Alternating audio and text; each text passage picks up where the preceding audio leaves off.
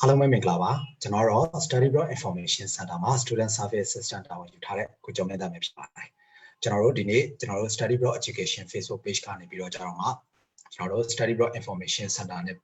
ပြကြလို့ရှိရင်ဒီ Australia Government University ဖြစ်ပြီးတော့ကျွန်တော်တို့ ranking top 2% မှာရှိတဲ့ James Cook University Singapore ပူးပေါင်းပြီးတော့ကျွန်တော်တို့ဒီ International Trade and Globalization topic နဲ့ online seminar ပြုလုပ်ပေးနေခြင်းဖြစ်ပါတယ်။ကျွန်တော်ဒီနေ့မှာဆိုလို့ရှိရင်ဒီinternational trade ကဘယ်လိုမျိုးအရေးပါကြောင်း globalization နဲ့ပတ်သက်ပြီးတော့ဘယ်လိုမျိုးအချက်လက်တွေရှိလဲဆိုတာကိုဒီ lecturer နေပြီးတော့ကျွန်တော်မှာ presentation နဲ့live တခါလေးရှင်းပြပေးသွားမှာဖြစ်ပါတယ်။ဒါကြောင့်မလို့ကျွန်တော်တို့ရဲ့ဒီနေ့ live session လေးကိုဆက်ပြီးတော့မှကြည့်ရှုပေးဖို့ကျွန်တော်ဒီနေရာကနေပြီးတော့မှပြောကြားလိုပါတယ်ခင်ဗျာ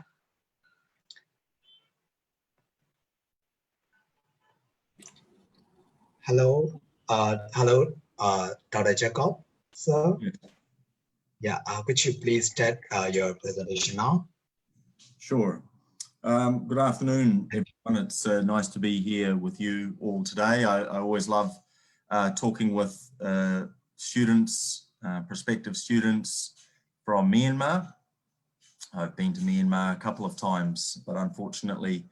with this year being so difficult, it's not easy for me, obviously, to get over and do this in person. So if you just bear with me, I'll share my screen.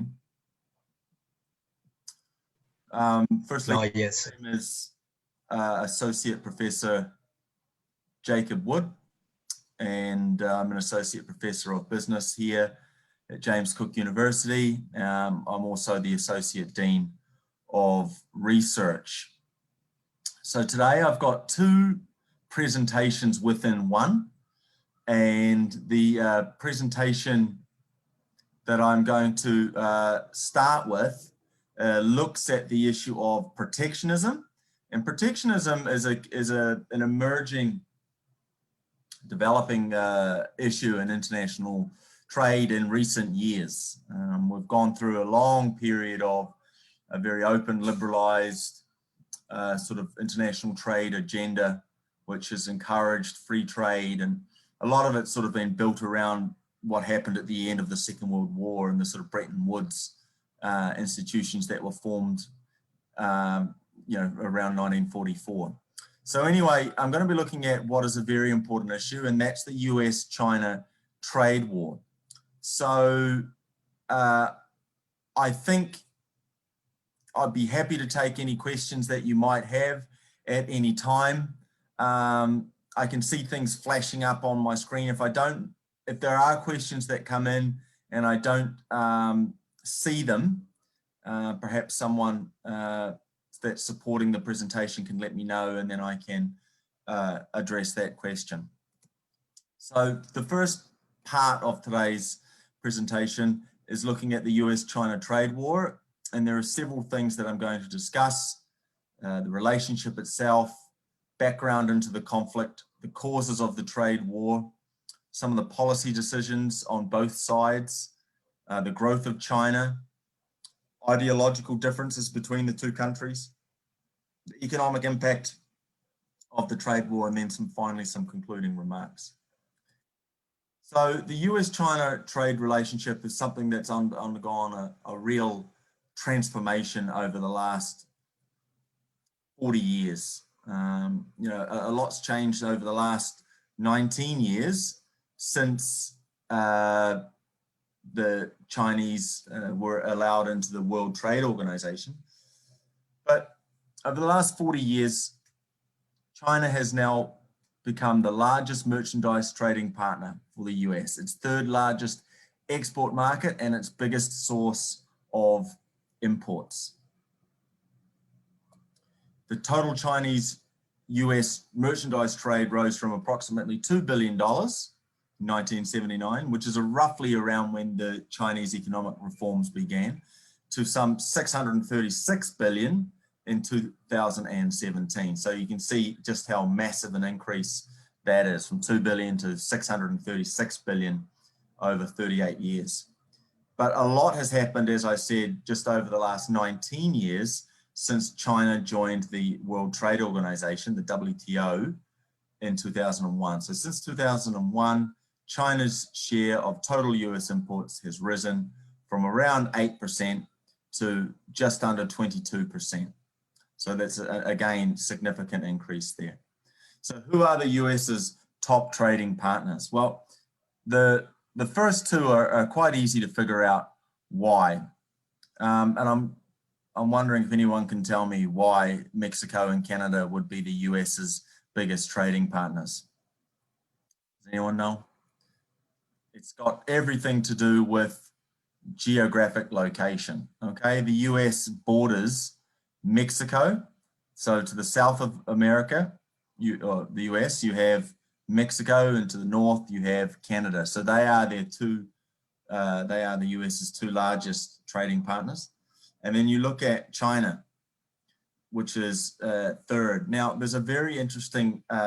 thing I want you to look at here, and that is the surplus deficit figure. I'm not sure if you can see my arrow, but surplus deficit figure. So across all countries that the US trades with in the world, and look, there must be probably more than 200 countries it trades with, that its total deficit, because it's a minus number there, is 853. Now, of that 853, 345.6 billion US dollars comes from one place, China. Okay, if you look at all the other countries, there are deficits, the exception being the UK, which actually the US enjoys a very small surplus in trade with the UK. But outside of that, the US has a deficit. What does that mean? It means that it imports more than it exports to those countries. Okay, so in other words, China exports a lot more to the US. So the US imports a lot more Chinese goods than it exports. And that's a really important issue when we're looking at this trade problem. So let's have a look now at the background of the US-China trading relationship. You look here at comparison in terms of real GDP growth. Now, what is GDP? Gross domestic product, okay? Comparison of real gross domestic product growth between China and the US. And you can see an interesting trend there. Since 1950, the trend with the Chinese economy has been one of increased GDP performance. Okay, over the last couple of decades, you can see that things have flattened off there from 6.3 to 9.1% per annum to 9.3% per annum average across that period. Now, what's happened with the US has been quite the opposite. So GDP performance has been falling. Okay, and that's actually that's a common characteristic with many developed economies. Their GDP growth does fall per year on an annual basis. Places like Singapore, New Zealand average around, 2, 3, 4% per year. Okay, in Myanmar, I actually don't know what the GDP performance is of Myanmar, but there's been a lot of really positive change in Myanmar, and I would imagine that GDP performance has been very strong in recent times. So the contribution of China and the US to the world economy, again, if you have a look at what's been going on here, look at China, look what it was doing, look at its contribution to the global economy in the 1990s, only 9%. Now makes up almost 36% of the economic performance of the world. So it's massively important. So the contribution of China and contribution of China and the US, to the world economy. Okay, so background of the US-China trade conflict. So heightening contradiction among different social classes in the US. So what's happened over recent times is that you've actually seen in the US a real change in the way in which the society has been enjoying the benefits of globalization or free trade. In fact, as the US has developed in recent years, many parts of its economy have actually suffered as a consequence of free trade. And if you want to look at what the political ramifications have been, one of the key reasons why Donald Trump was elected in the 2016 election was that he spoke to a part of the American society that has been badly impacted by globalization and free sort of liberalized trade policy over the last 10, 20, 30, 40 years, even longer than that. So a measure of inequality can be done by using this thing called a Gini coefficient. So when the number increases, you can say that inequality is growing. Okay, so in other words, inequality in the US using the Gini coefficient number has risen from 0.4 in the 1970s to around 0.48 today. So that means that the gap between the rich and the poor is growing. Now, a key indicator within this change has been the decline of the so-called Rust Belt, and that is the sort of the mid part of America, the states of Ohio, Iowa, Pennsylvania, Michigan. These states have suffered tremendously. And one of the key ways in which you can look at that is the number of manufacturing jobs and industrial jobs that have left those states. So the Rust Belt has declined, and that's triggered anxiety amongst the people that live there. Okay, and a lot of academics believe that this decline can be attributed to globalization and foreign competition, okay, which has sped up America's foreign policy shift. Now, there are some other administrative issues which have been an important part of the Trump administration, but given that President Trump has lost the re-election bid, there's no real need to go into the detail on them today. So what I was talking about earlier was this issue of trade imbalance. So up the top, you've got the yellow line, and this is these are US-China trade figures, okay? So the yellow line up the top is the line that represents the imported Chinese products that come into the US, okay? The green line are the total exports that the US exports to China, and the red line is the difference between the two, okay? That's the trade balance. So you can see imports are much greater than exports, which means the trade balance is negative.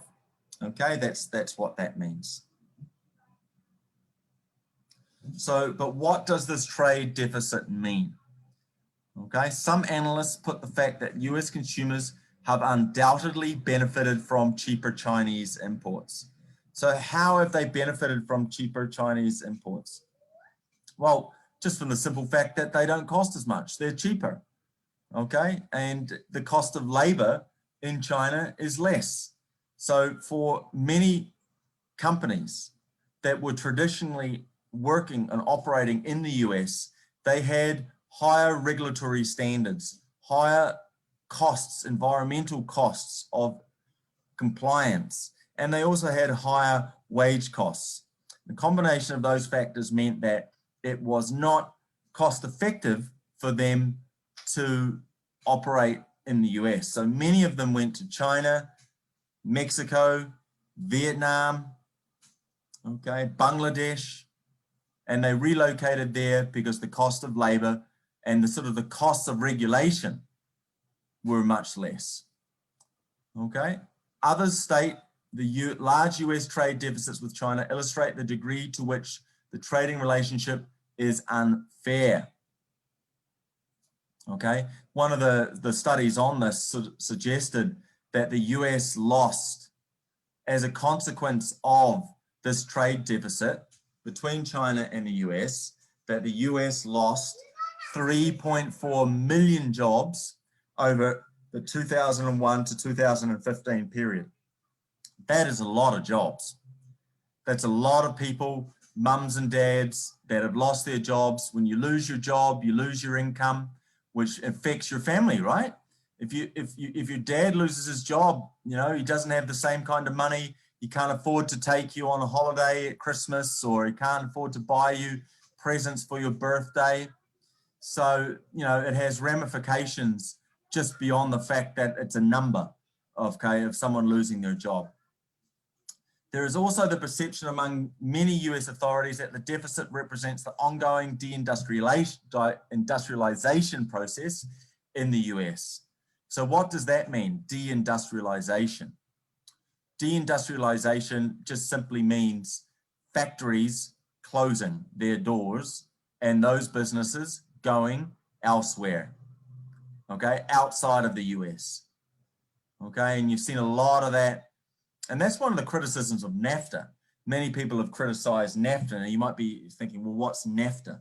NAFTA is the North America Free Trade Agreement,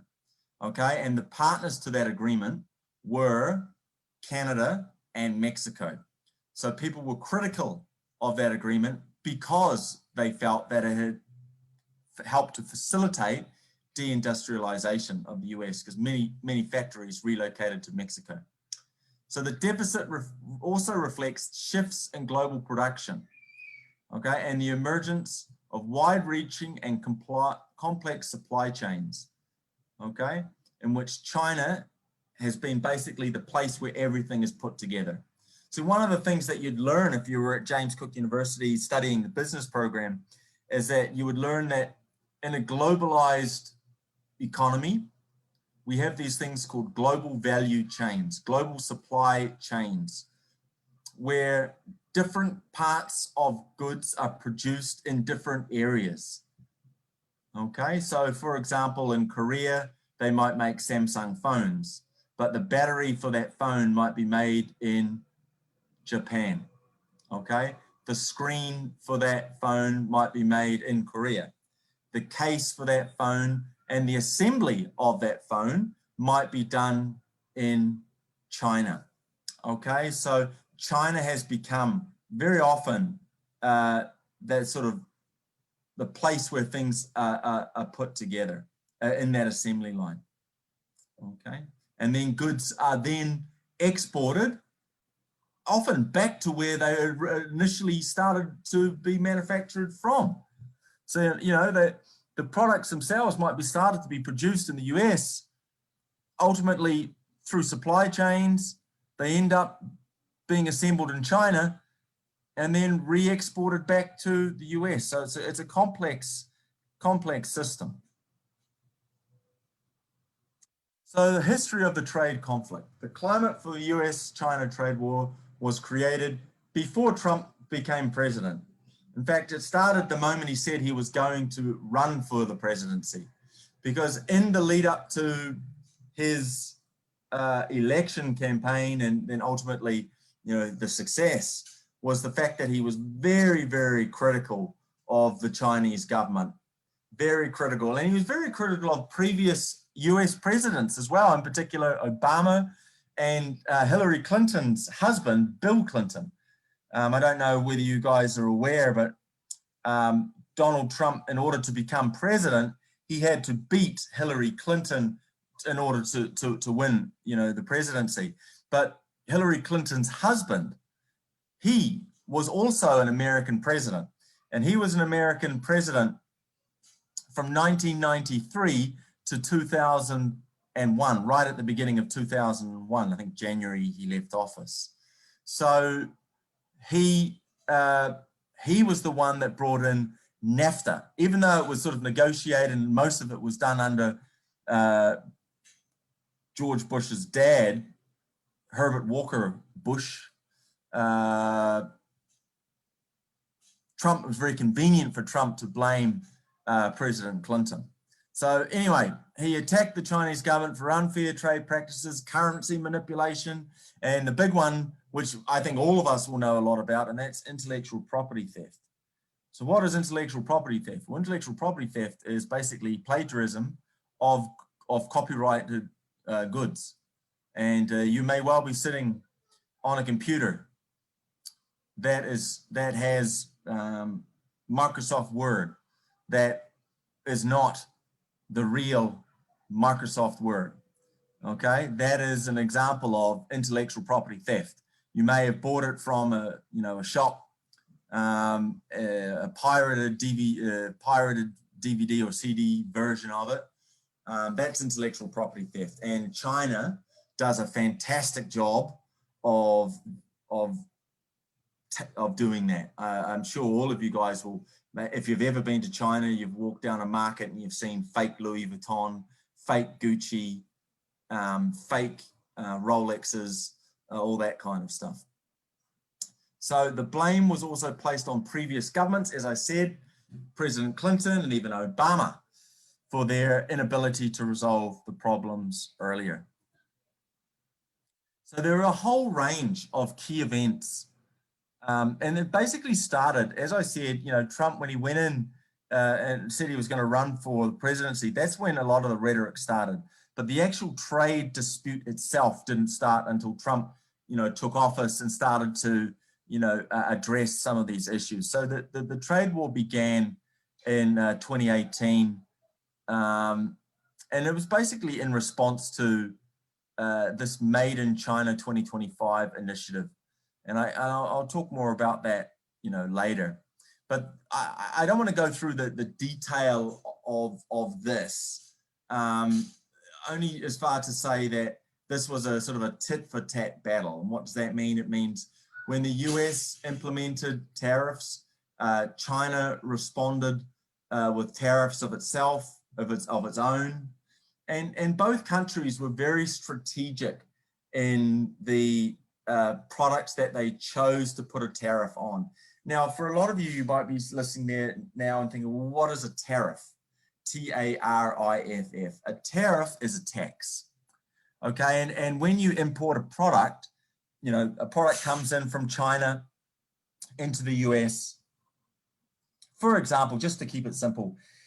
a color TV. A color TV is manufactured in China and exported into the US. Now, if Trump decided to put 100% tariff on televisions coming in from China, that means that if that TV usually costs $100, if Trump puts 100% tariff on that TV, it means it now costs American consumers $200. Okay, and now that's only if the company itself doesn't decide to change its, its profit margins and all that kind of stuff. But you understand the effect that tariffs can have, right? So both countries were very strategic in how they placed these tariffs. And China was very keen to place these tariffs on the US's largest exports, and in particular, its agricultural exports, which were a key target. And the largest US agricultural export is soybeans, okay? And a lot of soybean farmers were one of the voting groups that strongly supported Trump. So the Chinese government were very smart, and they were like, how can we hurt, the US economy, or how can we hurt Donald Trump here? Well, we'll target, groups of people that supported him. So the top 10 major US exports to China in 2017, you can see them here. Aerospace, okay, planes, etc. Oilseeds and grains, motor vehicles, semiconductors, oil, lots of, stuff that you would probably guess would be major exports from the US to China. Okay, more recently, again, there has been a continuation of this sort of trade war, although the good news is that things did sort of calm down in recent times. I guess the sad thing is the global pandemic has become a much more significant sort of issue for the US and for Donald Trump in particular. And just as a side issue, just in my own, while we talk about the pandemic, I really think that the pandemic probably the key reason why Trump didn't win re-election. Actually, before the pandemic, the US economy was actually booming, and things were going very well, and the likelihood of Trump being re-elected was, in my opinion anyway, pretty high. So the pandemic, yeah, was one of the reasons why that sort of the trade war, I think, didn't escalate further. And things have sort of calmed down in recent times. So the top 10 major US imports from China, okay, communications equipment, computers, apparel, textiles stuff, semiconductors. As I said earlier, China is the place where a lot of stuff is sort of put together. Okay, so it may well be sort of built in, parts might be built in Korea and Japan and the US, but it's all assembled in China. So that's one of the reasons why you see a lot of semiconductors being imported by the US from China. So we talked a little bit more here about some of the causes, and one of the things is unfair trade practices. So one thing that the US was unhappy about was currency manipulation. And you have to think, when you're a country that's wanting to export your products abroad, one of the things that's really important if you want to, encourage exports is to ensure that the value of your currency is not overvalued or too high. And just to keep it in very simple terms, that's because if your currency is strong, then the cost of your goods are increasing. They increase. So Trump and his administration pointed the finger at the Chinese government and said, well, we think you guys are keeping your currency artificially low, okay, and keeping it undervalued. Why? Very simple. They were wanting to keep their products competitive in an international market. So they feared that, the Chinese government feared that an appreciation in their currency would mean that they would lose competitiveness, okay? Another key issue surrounding the trade balance is the fact that about 60% of Chinese exports to the US are from foreign companies, including US-based multinationals that have operating facilities in China. Okay, so that's what I'm saying, when I talk about the fact that there are many multinational businesses operating in China that are there to assemble the final products. So it's sort of,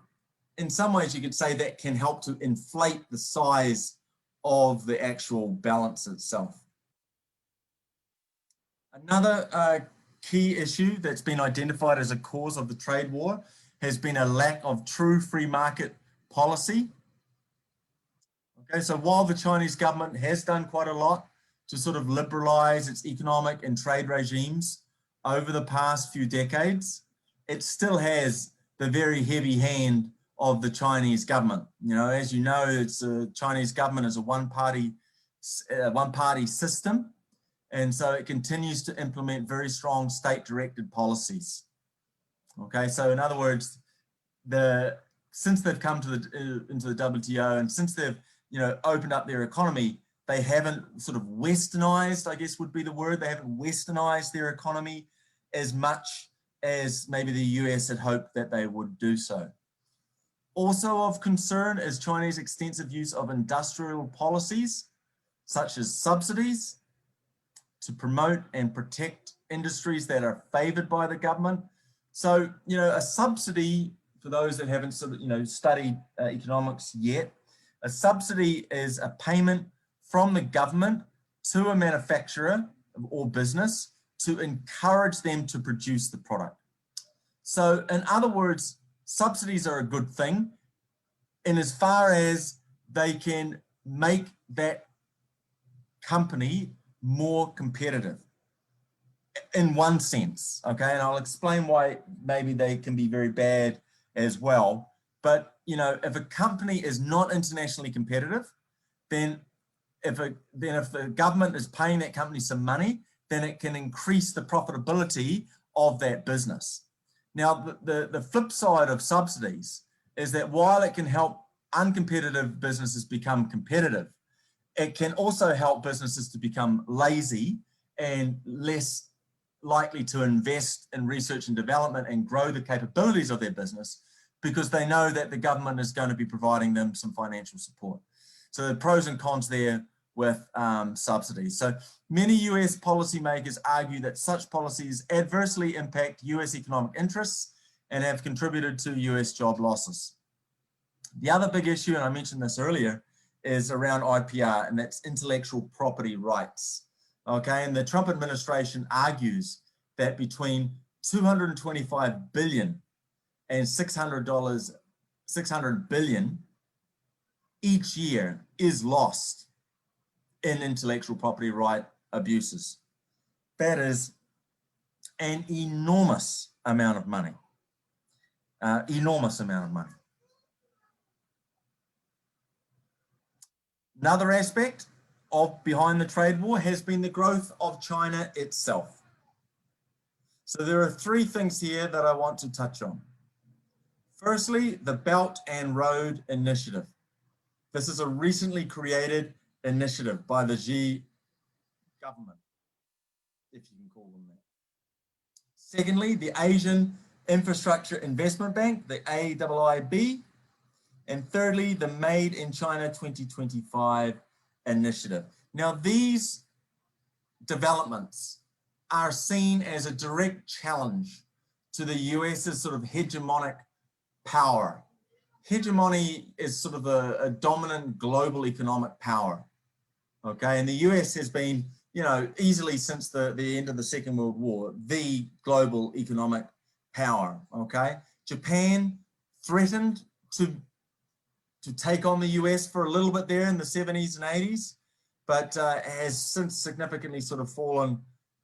away. Still very strong, the Japanese economy, but nowhere near the kind of threat, I guess, if you could use the word threat, that it was in the past. So the One Belt, One Road initiative is Chinese President Xi Jinping's signature project. It was started or announced in 2013 and now includes about 70 countries, making up 70% of global production, 55% of gross national product, and 75% of global energy reserves. So it's a massive initiative. What is the basic premise behind this whole initiative? And that is to simply promote regional economic cooperation. That's what they say. But it's a very important initiative for the Chinese government to get their tentacles, like an octopus, to get their tentacles out, reaching further out into the world to try and grow their influence across the region. It's a very, very much not only about promoting regional economic cooperation, but it's also a very strong strategic geopolitical move as well. And it's based around the inspiration of the Silk Road. You know, you may have heard about that famous Silk Road from many centuries ago. The second thing is the Asian Infrastructure Investment Bank, the AIIB. Now, this was set up by the Chinese with around 100 billion US dollars in startup capital. And believe it or not, it was opened on my birthday, January the 16th, 2016. The AIIB sought to, one of the key things was to grow the Chinese currency, the RMB, into a strong global reserve currency. Okay, so the investment bank has basically been used by the Chinese government as a key means of, again, growing its voice, growing its influence in the region, and as a global financial institution. It's very important that China has its own kind of investment bank. So again, this kind of bank represents a key development in China's sort of initiative to take on the often US-led multinational institutions. So it's a big organization now. You know, it has 100 members, 78 full members, and 22 prospective members from all around the world. The third thing I want to draw your attention to here is the Made in China 2025 initiative. Okay, this was unveiled in 2015,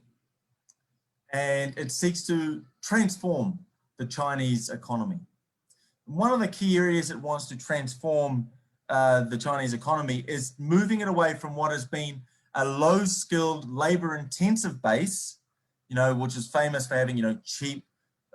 labor, lower sort of quality sort of products. I mean, everyone knows, Chinese products may be cheaper quality. I just think of toys my kids have owned over the years. Anything that I bought from China, I always thought, well, it's not going to last very long, So they're trying to move away from these cheap, low quality products such as clothing, consumer electronics, through to more high-tech goods, in robotics, aviation, new energy vehicles, etc. So the other key issue that they're trying to focus on here with this Made in China 2025 initiative is also an attempt to overcome the sort of middle income trap, which many countries have suffered from. In particular, Latin American countries have suffered greatly, where the economy has grown, but the income levels of the country, the income levels that people enjoy in that country are low. And I would think even a place like Korea, I think, suffers from that, where wage levels in Korea are quite low. So by improving the competitiveness and level of innovation present in China, the government hopes to reduce the country's reliance on foreign technology, and in doing so, avoid the middle income trap experienced by many developing countries. So you can see China has had some success, even though this Made in China 2025 initiative only started in 2015. It's sort of building on something that's been happening for a while. So if you look at China's advanced technology exports to the US, over the 2002-2018 period, what can you see? You can see enormous growth in the volume or the percentage change in high-tech products. Look at biotechnology, crazy stuff, going from 17 million to 266 million. That's, 1,400%. If you look at the really big sector there, you're looking at information and communication, which is in the billions of dollars, 26,000 million, that's 26.1 billion, to 157.1 billion. That's a 500% increase. The only thing there out of the top 10 that's actually fallen has been in the use of nuclear technologies. Okay, so clearly China is doing a lot to improve things in that regard. And another thing, if you look at the advancements in technology, is have a look at the way that the university system in China has developed too, and the growth in the number of high quality Chinese universities. Okay, the number that are rapidly increasing in the international ranks. Another big difference is an ideology. Okay, so the battle between the US and China is undoubtedly a competition between ideologies, whether they be in terms of different civilizations or value systems. So when the Chinese economy first began to open up, as I mentioned earlier, there was that hope that their society would become more westernized. And there are parts to it that have certainly become more westernized. If you look at the way that people dress, for example, in China, much more westernized. If you look at the food that they consume, look at the strength of many US brands in China, Apple, McDonald's, Nike. These brands are very strong. So there are aspects that have, grown in the Chinese society, but in terms of the marketplace, in terms of the governance structure, it's very different than the West. So as things currently stand, the US government now believes that China's economic reforms have not only failed to make its political system more democratic, but have also encouraged Beijing to actually, it's emboldened China. What do I mean by that? It's actually given them confidence to really take on the US, for global dominance. And as this century plays out, guys, there's no question that the big thing of this century will be the battle between China and the US. That will be this century. And this century, the other exciting thing about this century in terms of globalization will be the fact that it will be the century of Asia.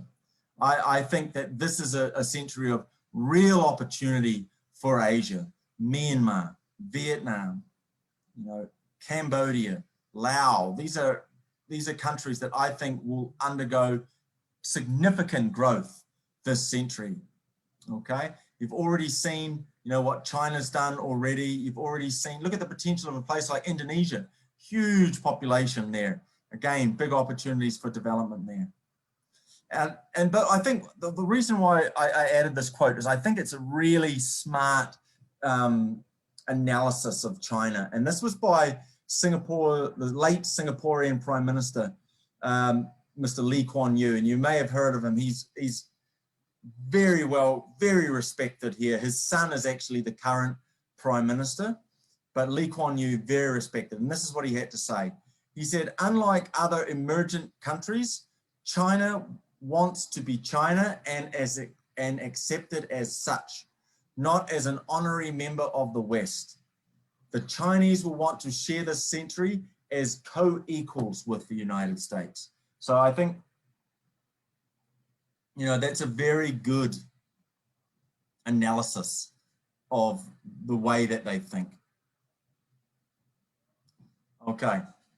Other issues, given the current state of trade between countries, the US is clearly attempting to defend its core values.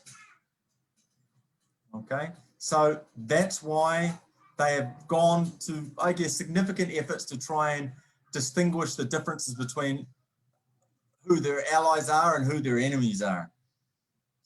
Okay, and there's been,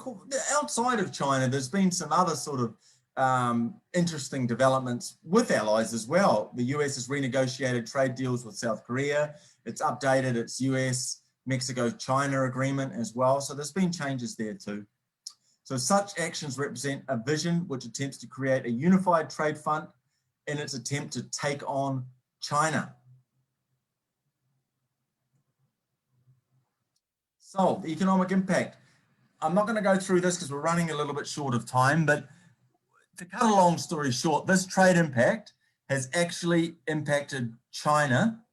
more than it has impacted the US. And students often ask me, they say, if there was to be some kind of, absolutely catastrophic trade war between China and the US that went on for years and, basically was set up to try and destroy each other. So something like that would never happen, obviously. People ask me, well, who would win? I honestly think the US would win. The US would beat China in that war. China, even though they have a massive population, even though they are growing, they are still not of an equal of the US. They would lose that war. And as such, this trade war, they have come off second best. Okay, these are estimates as well, given the recent nature of things. These are based on simulations. So I need to add that as a caveat as well.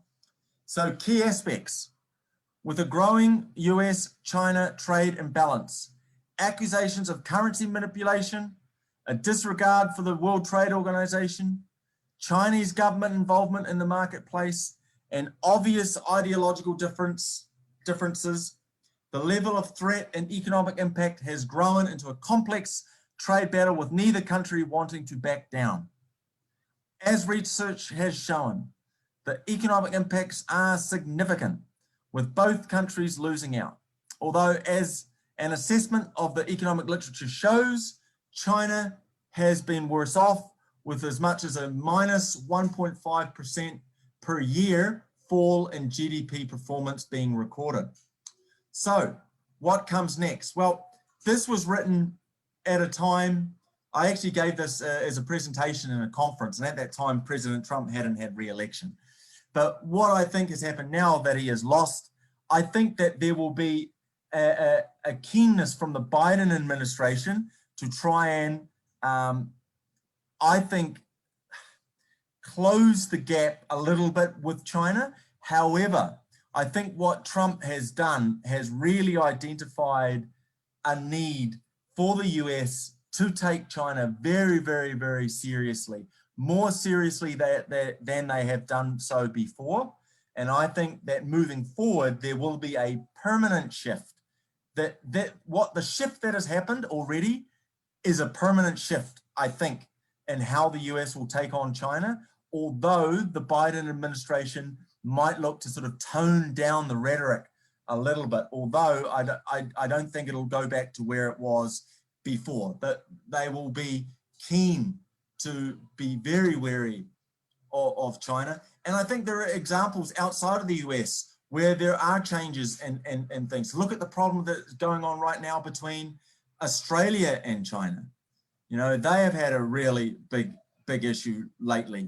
Okay, when a Chinese foreign minister uploaded a very, I think, it was an interesting picture, very interesting picture, disturbing picture, really. And that has inflamed already difficult, a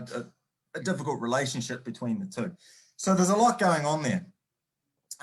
So it's going to be an interesting thing to keep an eye on. But that's all I wanted to present to you today. I hope that you have enjoyed my presentation, and I'm happy to take any questions that you might have. Yeah, so thank you very much. Thank you so much. Thank you for your information. It's my pleasure. အားလုံးဟိုမိကုန်းလေးများရှိအောင်မလားမသိဘူးเนาะဆရာကတော့စုံနေအောင်ပြောသွားပြီးပြီဆိုတော့လေ ညီလေးညီမလေးဟိုဆရာကိုမေးချင်တဲ့မိကုန်းလေးရှိတယ်ဆိုလို့ရှိရင်ဒီ chat ကနေတင်တာမလို့ရှိရင်လည်းဒီ mute လေးကိုဖြုတ်ပြီးတော့ကျွန်တော်မှဆရာကိုတစ်ခါလေးမေးလို့ရအောင်เนาะ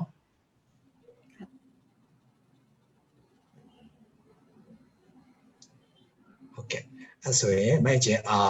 တမလေးတွေသူတို့ဒီမေးဖို့live mile ဆိုတော့ကြာခက်ခဲလေးရှိနေတဲ့အတွက်တကယ်လို့မှညီလေးညီမလေးတွေမေးချင်တယ်ဆိုလို့ရှိရင်လည်းအကိုတို့ဒီ chat မှာပေါ့နော် chat box ကနေပြီးတော့မှတစ်ဆင့်နဲ့ question လေးတွေ type လုပ်ပြီးတော့မှရိုက်ထားလို့ရတယ်အကိုတို့မေးပေးမယ်ပေါ့အဲ့ဆိုတော့မဲ့ချင်းဆရာကိုတစ်ချက်လောက်ပေါ့နော်ဒီဟိုကျေးဇူးတင်စကားလေးပြောပြီးတော့ကျွန်တော်မှဟုတ်ဆက်ပေးပါအောင်ဗျ Okay, Dr. Jakov, thank you so much for your presentation. I'm sure that they will get a lot of knowledge. But I think they are quite shy or embarrassed to ask questions to you. No problem. I just would like to add, for those that are looking at studying at James Cook,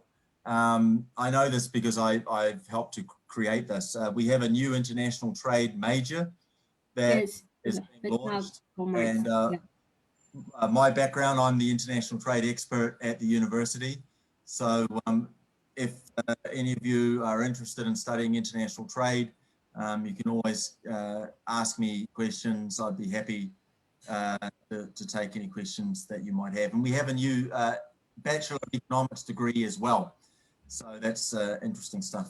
as well. But I'll leave you to it, and I'll say goodbye to you all. Thank you so much for today's Have a nice day. Okay, enjoy your weekend. See you guys. Bye-bye. Thank you. Bye. Bye-bye. ဟုတ်ကဲ့ပါအဲ့ဆိုလို့ရှိရင်အခုပေါ့နော်ဒေါက်တာချက်ကောက်ကနေပြီးတော့ကြတော့မှဒီ international trade နဲ့ပတ်သက်ပြီးတော့အများကြီးပဲပြင်ပြသွားခဲ့တာဆိုလို့ကျွန်တော် live ကကြည့်ရှုနေတဲ့ကျောင်းသားကျောင်းသူမြို့ဆရာဆရာမတွေအားလုံးလည်းဒီ international trade နဲ့ပတ်သက်ပြီးတော့ကြတော့မှ China နဲ့ USA အကြောင်းရှင်းပြသွားဆိုတော့တော်တော်လေးလည်းဘုသူတိုက်ရမယ်လို့ယုံကြည်ပါတယ်ဟုတ်ထပ်ပြီးတော့မှပေါ့နော်ကျွန်တော်တို့ဒီ JCS ကကျောင်းတော်ငန်းမဲအချင်းကနေပြီးတော့ကြတော့မှလည်းကျောင်းနဲ့ပတ်သက်တဲ့ program တွေဘယ်လိုမျိုးရှိလဲ scholarship တွေဘယ်လိုမျိုးရှိလဲဆိုတော့ထပ်ပြီးတော့မှပြင်ပြသွားပါဦးမယ်ခင်ဗျOkay, ma. Except biro, tabiro, presentation le lobi about. ကျေးဇူးတင်ပါတယ်။ဆော့ China လူတော့မအောင်တည်ပြီးသားဖြစ်မှာပါ။အမနာမည်ကတော့ Main ချင်းပါ။အမကတော့ James Cook University Singapore ကမြန်မာနိုင်ငံရဲ့ in-country representative ပါ။နောက်ပြီးတော့အမ James Cook University Singapore ကပဲဘွဲ့ရရှိထားတဲ့အကြောင်းသူတို့လည်းဖြစ်ပါတယ်။ဒီနေ့တော့အမကအခုပေါ့နော်ဆရာပြောသားသလိုပဲသူကတော့အဓိက train နဲ့ပတ်သက်တဲ့ knowledge တွေအများကြီးပေးသွားတယ်အဲ့ဒီပြင်မှာပေါ့နော်ဆရာမိတ်ဆက်ပေးသွားတယ်အမတို့မှာ program လေးဒီ international train နဲ့ economics နဲ့ပတ်သက်တဲ့ program အသစ်တွေလည်းရှိရပေါ့နော်ဒီအကြောင်းတွေကိုအမကမိတ်ဆက်ပေးသွားမယ်နောက်ဒီထဲမှာတက်ရောက်လာတဲ့အထဲမှာပေါ့နော်အမတို့ James Cook University ကိုသိရလူလည်းရှိမယ်မသိရလူလည်းရှိမယ်ဆိုတော့အကြောင်းကိုလည်းအမက intro လေးပေါ့ပြောပြပေးမယ် အဲ့ဒီပြင်မှာအားလုံးတော်တော်များများကျောင်းသားတွေစိတ်ဝင်စား scholarship အမတို့အခုလာမယ့် intake အနည်းဆုံး intake မှာ PMS scholarship တွေအကြောင်းလည်းမပြောပြပါမယ်။မကတော့အရင် formal ကြီးတော့မသွားဘူးပုံစံတော့ပုတ်ပုတ်ပါပါပဲအားလုံးသွားမယ်ဆိုတော့ဘာမှကြောက်နေစရာရှက်နေစရာမလိုပါဘူး။မေးစရာရှိလို့ရှိရင်အကုန်လုံး chat box ကနေရိုက်ထားလို့ရတယ်။အဲ့လိုမှမဟုတ်လေအမ session ပြီးသွားလို့ရှိရင်မတို့ live ကို off လိုက်ပြီးတော့အားလုံးကြိုက်တဲ့မေးခွန်းတွေမေးလို့ရအောင် question and answer session ကိုလည်းပြန်ပြီးတော့ဖွင့်ပေးမှာဆိုတော့ဗောနော်။အခုတော့အမ session လေးတစ်ချက်စလိုက်မယ်နော်။ဟုတ်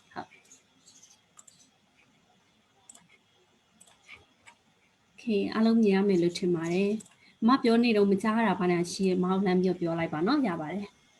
ဟုတ်ကဲ့ပါ။အဲ့ဆိုဒီကမပြောသလိုမျိုးကျောင်းကမတို့ GCU ကဘယ်အကြောင်းလဲဘယ်နိုင်ငံအကြောင်းလဲဘယ်လိုမျိုး status တွေရှိလဲပေါ့နော်။ဒါလေးကိုမအရင်မိတ်ဆက်ပြီးမယ်။ပထမအဆုံးမှာကျောင်းတွေစတက်မယ်ဆိုလို့ရှိရင်မတို့တွေကနိုင်ငံတွေကြည့်တယ်။ပြီးသွားလို့ရှိရင် degree ပေါ့နော်ဘယ်က degree ပေးတဲ့ကျောင်းလဲ။နောက် statusသူက university လား college လားဒါ institute လားအဲ့ဒါမျိုးကြီးတဲ့ပြင်မှာ ranking ဘယ်လောက်ရှိလဲဒါတွေမတို့အကုန်လုံးကျောင်းတက်မဲ့လူတိုင်းစိတ်ဝင်စားပြီးရှာတဲ့ကျောင်းဆိုတော့အမတို့ James Cook University ကဒါအမကစင်မူဆိုင်ဘက်ကမို့လို့အခုစင်မူကိုintroduce လုပ်နေရဆိုပေမဲ့မတို့ဒီ university က Australia government 100% own ဖြစ်တဲ့ Australia government ပိုင်တဲ့ university ဖြစ်တယ်အဲ့အတွက်ကြောင့်အမတို့က degree ကိုရရှိလာလို့ရှိရင်အမတို့က Australia government က pay at တဲ့ဘွဲကိုတခါလေးရရှိမှာအဲ့တော့ globally recognized ဖြစ်တဲ့ဘွဲတစ်ခုဖြစ်တယ်ပေါ့နော်အဲ့ဒီပြေမှာမတို့က Australia ဘက်ကလည်း government university စင်ကာပူကလည်းဖွင့်ထားတယ်ဆိုတော့အကုန်လုံး on campus နဲ့ပဲမတို့ဖွင့်ထားတယ်နိုင်ငံမှာလည်းကိုယ်ချိုက်တဲ့ဘက်ကိုရွေးချယ်ပြီးတော့တက်ရောက်လို့ရတယ်ဒီနိုင်ငံတစ်ခုလည်းအကူပြောင်းတက်လို့ရတဲ့ program လေးလည်းမပြောပြပေးမယ်နော် ranking ရကြည့်မယ်ဆိုလည်းမတို့ world ranking ရပါကြည့်လိုက်မယ်ဆိုလို့ရှိရင်မတို့ top 2% နဲ့မှာပါတဲ့ university ဖြစ်တယ်ဆိုတော့ဒါ ranking တော်တော်မြင့်တဲ့ထဲပါတယ်ပေါ့နော်ဒီလိုကျောင်းတစ်ကျောင်းကနေရရှိထားတဲ့ဘွဲဆိုလို့ရှိရင်ကိုကဘယ်နိုင်ငံတော့ပေါ့ညနာမငင်ရတော့ပေါ့ပြီးတော့နိုင်ငံတိုင်းမှာကိုယ့်ဘွဲကသုံးလို့မရဘူး recognize မဖြစ်ဘူးဆိုတာမျိုးလည်းလုံးဝမရှိစေရပါဘူးဒါတော့အမတို့ကျောင်းပေါ့နော် intro လေးပါနောက်အမတို့က research university လို့မှရေးထားဘာလို့လဲဆိုတော့အမတို့ Australia ဘက်မှာဆိုရင်တော့မြေနေရာအကျယ်ကြီးပဲအဲ့တော့ကျိုးနေပိုင်နေပေါ့နော်ဧက200ကျော်လောက်ရှိတဲ့ကျိုးနေအများကြီးပိုင်နေအဲ့ဒီကျိုးနေမှာအမတို့ကဒါ lab ခန်းတွေထားတယ်အကွာကခြားဆိုလို့ရှိရင်လည်းဒါမွေးမြူရေးကန်လို့အောင်ထားပြီးအမတို့လုပ်တဲ့ environmental နဲ့ပတ်သက်တဲ့ဥစ္စာဆိုလည်းတို့ဒီ forest တွေပေါ့နော်တောတွေပါအကုန်လုံးရှိရဲအဲ့ဒီမှာပဲကိုယ်တိုင်းပဲအပင်တွေစိုက်ပြီးလုပ်တာမျိုးရှိရဲ medical ဘိုင်းနဲ့ပတ်သက်တာ engineering နဲ့ပတ်သက်တာဒါတွေအကုန်လုံးမတို့ရှိနေပြီးတော့မတို့စီမှာရှိရဆရာတွေအကုန်လုံး research active ဖြစ်တဲ့ဆရာတွေပဲဖြစ်တဲ့အတွက်ဒါ research university Australia မှာဆိုလဲဒါ Innovative Research University Australia မှာ member ဖြစ်တယ်ဒါကျောင်းတိုင်းမရဘူးဒါကျောင်းတွေက research လုပ်နေတဲ့ကျောင်းတွေမှာပဲပြီးတာပေါ့နော်ပြီးရတာဆိုရှာကြည့်လို့လည်းရပါတယ်ဒီ IRUA member ဆိုပြီးရှာကြည့်လိုက်ကြလာတဲ့အထက်မှာမတို့ GC ကလည်းပါဝင်တစ်ကျောင်းဖြစ်တယ်ပေါ့နော်ဒါလေးက Edutrust Star ကကျောင်းနဲ့ပတ်သက်တဲ့လူတွေတော်တော်များတော့သိတယ်တချို့သတိထားမိတဲ့လူဆိုလို့ရှိရင်လည်းနာမည်မသိရင်တော့မှဒီတစိမ့်လေးပေါ့နော်ပန်းအောင်တစိမ့်လေးမြင်ပွေးလို့ရှိရင်ရှိလိမ့်မယ်ဒါကဘာကိုပြောချင်တာလဲဆိုတော့အမားတို့စင်ကာပူမှာပေါ့စင်ကာပူ government ကမဟုတ်တဲ့ကျောင်းတွေပေါ့နော်အမားတို့က Australia government ပိုင်ကျောင်းဖြစ်တော့စင်ကာပူမှာကျတော့ government ပိုင်အောင်မဝင်တော့ဘူးအဲ့တော့ဒီ private education provider တွေကိုဒါအဆင့်သတ်မှတ်ချက်လို့မျိုးပေါ့သူတို့ရဲ့ quality ဘယ်လောက်ရှိရဲဆိုတာကိုသူတို့ကaudit စစ်ပြီးတော့မှဒါ quality ကို level ကိုသတ်မှတ်ပေးတာမျိုးရှိ accreditation အနေနဲ့ပေါ့နော်ဒီသတ်မှတ်ပေးတဲ့အခါမှာ Edutrust star ဆိုတာပါတယ်ဒါအမြင့်ဆုံးပဲဆိုတော့အမှားတို့မြင်နေသိတယ်ဒီ Edutrust ကို star level ထိရထားတာစင်ကာပူနိုင်ငံလုံးမှာအမှားတို့ကျောင်းကပထမဆုံးအနေနဲ့ရရှိခဲ့တာအဲ့ကြောင့် certificate နံပါတ်ကိုလည်းကြည့်လိုက်ပါ1နဲ့ထွက်ထားပါတယ်အမှားတို့နောက်ထပ်ရရှိထားတဲ့ဒုတိယကျောင်းတစ်ကျောင်းပဲရှိသေးတယ်ဒါကတော့ Lesser Collegeအချို့လည်းကြားဖို့ပါလိမ့်မယ်ဒါပေမဲ့မတို့အခြားချက်ရှိသွားတော့မတို့က university status ဖြစ်တယ်အဲ့ဒီပြင်မှာမတို့ကဒီ SPP star ဆိုတာလည်းနောက်ထပ်စင်ကာပူ quality plus ပေါ့နော်ရှိတဲ့ organization တွေကိုပေးတဲ့နောက်ထပ် award တစ်ခုအဲ့ဒါကိုလည်းရရှိထားတယ်စင်ကာပူမှာလည်းအဲ့ဆိုကျောင်းတွေဘယ်နှကျောင်းရှိလို့လဲမဆိုစင်ကာပူတစ်နိုင်ငံလုံးမှာကို inquiry လုပ်ကြည့်လိုက်ပါကျောင်းပေါင်း200ကျော်ရှိပါတယ်ဒီကျောင်းတွေထဲမှာစင်ကာပူ government ကျောင်းတွေလည်းပါမယ်ဒါပေမဲ့ဒီ government ကျောင်းတွေဝင်ရောက်ဖို့ဆိုတာတော်တော်ခက်ခဲတဲ့ကိစ္စပါပေါ့နော်မဖြစ်နိုင်တဲ့လောက်ရှားတယ်ဒါသူတို့ဘက်ကသတ်မှတ်ချက်ရပေါ့သူတို့စင်ကာပူရီးယားနေကိုပထမဦးစားပေးမယ်နောက် PR တွေကိုဦးစားပေးမယ်နောက်ပြီးတော့မှအမားတို့ international student တွေက percentage နည်းနည်းလေးပဲတက်ခွင့်ပေးတယ်ပေါ့နော်အဲ့ဒါမျိုးရှိရဆိုကိုက university level ကိုတက်ချင်တယ်ဘာလို့လဲကျောင်းတွေကိုကြည့်လိုက်မယ်ဆို university level ရဲ့ status ကအမြင့်ဆုံးနဲ့ပါတယ်ဆို university level ကိုတက်ချင်တယ်ဆိုတော့ကျန်တဲ့ကျောင်းတွေအကုန်ရှာကြည့်လိုက်အမားတို့ James Cook တစ်ခုပဲစင်ကာပူမှာရှိရတယ်ဘာလို့လဲဆိုတော့အခြားကျောင်းတွေကိုကြည့်လိုက်မယ်ဆိုလို့ရှိရင်သူတို့ နောက်မှာပေါ့တိုက်တယ်လေးတွေကိုကြည့်လိုက်ရင် college တို့ institute တို့ academy တို့နဲ့အဆုံးသတ်နေရအောင်တွေ့လိမ့်မယ်ဒါဆိုလို့ရှိရင်ဒါကျောင်းရဲ့ကွာခြားချက်ကိုကိုကသိသွားပြီပေါ့နော်ကိုတက်ရမယ့်ကျောင်းကကိုစိတ်ဝင်စားရမယ့်ကျောင်းကဘယ်လိုကျောင်းမျိုးလဲဆိုတာလည်းတော့အကုန်လုံးကသိရှိဖို့လိုတယ်ပေါ့နော်ကိုကိုပြပြလေးဒါကတော့အမ campus ပေါ့နော် campus ကကြတော့အမဆောဆောပြောသလိုအမတို့က Australia ဘက်မှာလည်းရှိရယ်စင်ကာပူဘက်မှာလည်းရှိရယ်ဒါ Australia ဘက်မှာအမတို့နှစ်ခုရှိရယ်ပေါ့နော်နောက်ထပ် Brisbane campus တစ်ခုရှိပြီးရယ်ဒါကတော့အမ franchise ပေးထားမို့လို့ထည့်ပြီးတော့မိတ်ဆက်မပေးပါဘူးဒီ campus နှစ်ခုအတွင်းမှာခုနဆောဆောအမပြောရတဲ့ program လေးတစ်ခုရှိရယ်ဆိုတာတချို့က Australia ဘက်မှာသွားတက်ချင်တယ်ဒါပေမဲ့စင်ကာပူဘက်ကိုတို့ကပို့ကြိုက်တယ်ဘာလို့လဲနိုင်ငံရလည်းနီးတယ်ကာချာရလည်းတိတ်ပြီးတော့အရင်ကွာဟာချက်မရှိဘူးနောက်တစ်ခုကိုဘက်ကပေါ့နော်အသုံးပြုရမယ့်ဒီ accommodation တို့ဘာလို့ fees တွေကလည်းစင်ကာပူမှာကပို့ပြီးတော့တက်ပါတယ်အဲ့ဒီပြင်မှာအမတို့က Australia campus မှာကျောင်းတက်မယ်ဆိုလို့ရှိရင်သူကတစ်နှစ်မှာ8လပဲကျောင်းအောင်ဖွင့်တယ်8လ8ဘာသာဘာလို့လဲဆိုတော့ဂျားတဲ့ကနေလာကလေးတွေလိုပဲအမတို့ summer holiday ပိတ်ပြီးတယ် Australia ကလူတိုင်းလည်းသိမှာပါအရင် relax ဖြစ်တဲ့ country ပေါ့နော်သူတို့ကအေးစစ်စစ်နေတဲ့ country ဆိုတာသူတို့ flow နဲ့သူတို့ပဲသွားတယ်ပေါ့နော်ဒါပေမဲ့စင်မှာကျတော့အမတို့ကတစ်နှစ်လုံးမှာ12လလုံးအမတို့ကကျောင်းဖွင့်ပေးတယ် intake trimester system နဲ့သွားတယ်ပေါ့နော်ဂျားထဲမှာအမတို့2ပတ်3ပတ်လောက်ပဲကျောင်းကပိတ်တယ် intake တစ်ခုနဲ့တစ်ခုကြားမှာအဲ့တော့ဘာကွာခြားချက်ရှိလဲဆိုတော့အမတို့သင်တဲ့သင်ရိုးညွှန်တန်းနေ curriculum နေ academic level တွေကအကုန်တူတယ်ဒါပေမဲ့လို့စင်မှာတက်တဲ့ကျောင်းသားတစ်ယောက်က bachelor degree ကိုတက်မယ်ဆိုရင်2နှစ်နဲ့ပွဲရနိုင်တယ်ဒါပေမဲ့ဒီ degree ကိုပဲ Australia မှာသွားတက်မယ်ဆိုရင်အမတို့က3နှစ်ဖြစ်သွားမယ် fees ကလည်းပိုပြီးမြင့်သွားမယ်အဲ့တော့ကိုကပို့ပြီးကြစားတက်ရတဲ့ခါကျရင်ကိုယ့်ရဲ့နေစိတ်စာစိတ်ကလည်းပို့ပြီးမြင့်တက်သွားမယ်ပေါ့နော်အဲ့လိုကွာခြားချက်ရှိတော့စင်ကာပူမှာပဲကျောင်းတက်ကြရတယ်ဒါပေမဲ့ Australia ကိုလည်းသွားလက်ကျင်တဲ့လူတွေကြတော့စင်ကာပူကကျောင်းကိုရင်တက်လိုက်တယ်ပြီးတော့ပထမဆုံးအမတို့ first intake တက်ပြီးတဲ့အခါကျလို့ရှိရင်အမတို့မှာသတ်မှတ်ချက်လေးရှိတယ်ဒီ first intake ကို၄ပါးသာလုံးအောင်ရမယ် Australia visa ကိုလည်းapprove ရရမယ်ပေါ့နော်နောက် attendance requirement မှန်ရမယ်ဆိုဒီ၃ချက်ပြည့်လို့ရှိရင် Australia ကျောင်းဘက်မှာ up to 2 semester ထိကိုကသွားပြီး enjoy လုပ်လို့ရတယ်ဒါပေမဲ့ fees က Singapore fees တိုင်းပဲအမတို့ကလက်ခံပေးထားတယ်ဒီလို program ကအမတို့နိုင်ငံလုံးမှာရှိနေတဲ့ကျောင်းဖြစ်တဲ့အတွက်အမတို့လုပ်ပေးနိုင်တဲ့ program ပေါ့နော်ထူးထူးခြား program လေးတချို့ကျောင်းသူကျောင်းသားတွေဒီ program ကိုစိုက်လို့လာတက်ပြီးတော့ဒီ program မှာ join တဲ့ကျောင်းသူကျောင်းသားတွေရှိတယ်အဲ့တော့ကိုကကာချာ diversity ရကြည့်မယ်ဆိုလို့ရှိရင်လည်းကျောင်းသူကျောင်းသားအများကြီးနဲ့တွေ့နိုင်တယ် government university ပြတဲ့အတွက်လည်း transfer ကျောင်းသားတွေနဲ့လည်းအများကြီးတွေ့နိုင်တယ်ပေါ့နော်ဒီကျောင်းလည်းမှနောက်ဖက်လေးမှာထပ်ပြီးတော့ရှင်းပြပေးပါမယ်ဒါအားလုံးစိတ်ဝင်စားကြမယ်လို့ထင်ပါတယ် Australia ရောစင်ကာပူနှစ်ခုလုံးမှာတက်နိုင်တယ်ပေါ့နော်ဈေးနည်းနည်းပဲဒါကတော့မတို့စီက popular ဖြစ်တဲ့ major တွေကိုမှစီးပေးထားတာပေါ့နော်မတို့စီမှာ major တွေအများကြီးရှိရဒါပေမဲ့မြန်မာနိုင်ငံ target အနေနဲ့ပြောရမယ်ဆိုရင်တော့ business major ကတော့လူစိတ်ဝင်စားမှုအများများတယ်အမကိုယ်တိုင်လည်း business နဲ့ကြောင်းပြီးထားတဲ့လူပဲပေါ့နော်ဒါ business မှာဆိုလည်းမတို့က business အောက်မှာ major ခွဲတွေအများကြီးရှိတယ်အဲ့ထဲမှာ international business ကတော့ top ပဲအခုအရွေးများကြတယ်ပေါ့နော်အဲ့ဒီအောက်မှာသွားတယ်နောက် accounting banking and finance ဆိုတာလည်းနောက်ကနေလုံးဝ follow လိုက်နေရပါပေါ့နော်အဲ့ဒီပြင်မှာနောက်ထပ်ပို့ပြီးတော့နာမည်ကြီးရဲ့ဥစ္စာကမတို့ information technology IT ဒီထဲမှာ IT စိတ်ဝင်စားတဲ့လူတွေပါမယ်ဆိုလို့ရှိရင်လည်း IT ဘက်သွားလို့ရတယ် IT ကနေမှမတို့ master of IT ဆက်တက်မလားဒါမှမဟုတ် master of IT နဲ့MBA နဲ့ business နဲ့တွဲပြီး join နေတက်မလား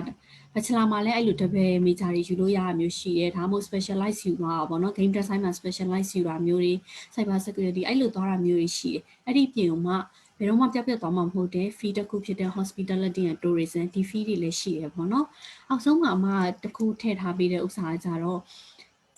popular မဖြစ်လို့တော့မဟုတ်ဘူးဒါကမြန်မာနိုင်ငံအနေနဲ့ကြည့်မယ်ဆိုလို့ရှိရင်ကျောင်းသားတွေအရင်တော့မရွေးချယ်ကြဘူးပေါ့နော်ဘာလို့လဲမတို့ဒီခွာကာချာတို့ဘာတို့ကလည်းတို့ကလုံးဝ boss တွေပေါ့နော်မတို့ဒီဘိတ်တို့ဘာတို့ဘက်မှာမိသားစုလိုက်လောက်လာတဲ့လူတွေဆိုတော့တို့နိုင်ငံခြားကျောင်းသားမတက်ကြတာမျိုးအဲ့ဒါမျိုးရှိအောင်အောက်မှာထည့်ထားပေးမယ် psychology တို့ဘာလို့ဆိုရင်တက်ထားတဲ့ကျောင်းသားတွေရှိတယ်အခု alumni နေဆိုလို့ရှိရင်လည်းတို့ကျောင်းပြီးသွားပြီဆရာမတွေပြန်လုပ်နေတာမျိုးတွေကျောင်းတွေပြန်ဖွင့်နေတာမျိုးတွေ education ဘိုင်းကပြီးရဲ့လူတွေဆိုလည်းပြန်ဖွင့်နေတာမျိုးတွေရှိတယ်ပေါ့နော်မတို့စီမှာ bachelor degree တက်မယ်ဆိုလို့ရှိရင်နှစ်ဒါကိုက20 year ပေါ့နော် study period တော့ရှိထားမယ်အဲ့ဒါဆိုရင်2နှစ်ရှိမယ်အကယ်၍ကိုက10တန်းအောင်တဲ့ကျောင်းမှာဒါမှမဟုတ်ခုန IGCSE မိတ်ဆက်ပေးသွားရလို့ရှိရင်တို့ဆိုရင်မတို့ကအရှိမ foundation program တစ်ခုပေါ့နော်အဲ့ဒါလေးခံထားတာရှိတယ်ဒီ foundation program ကမတို့8လတက်ရမယ်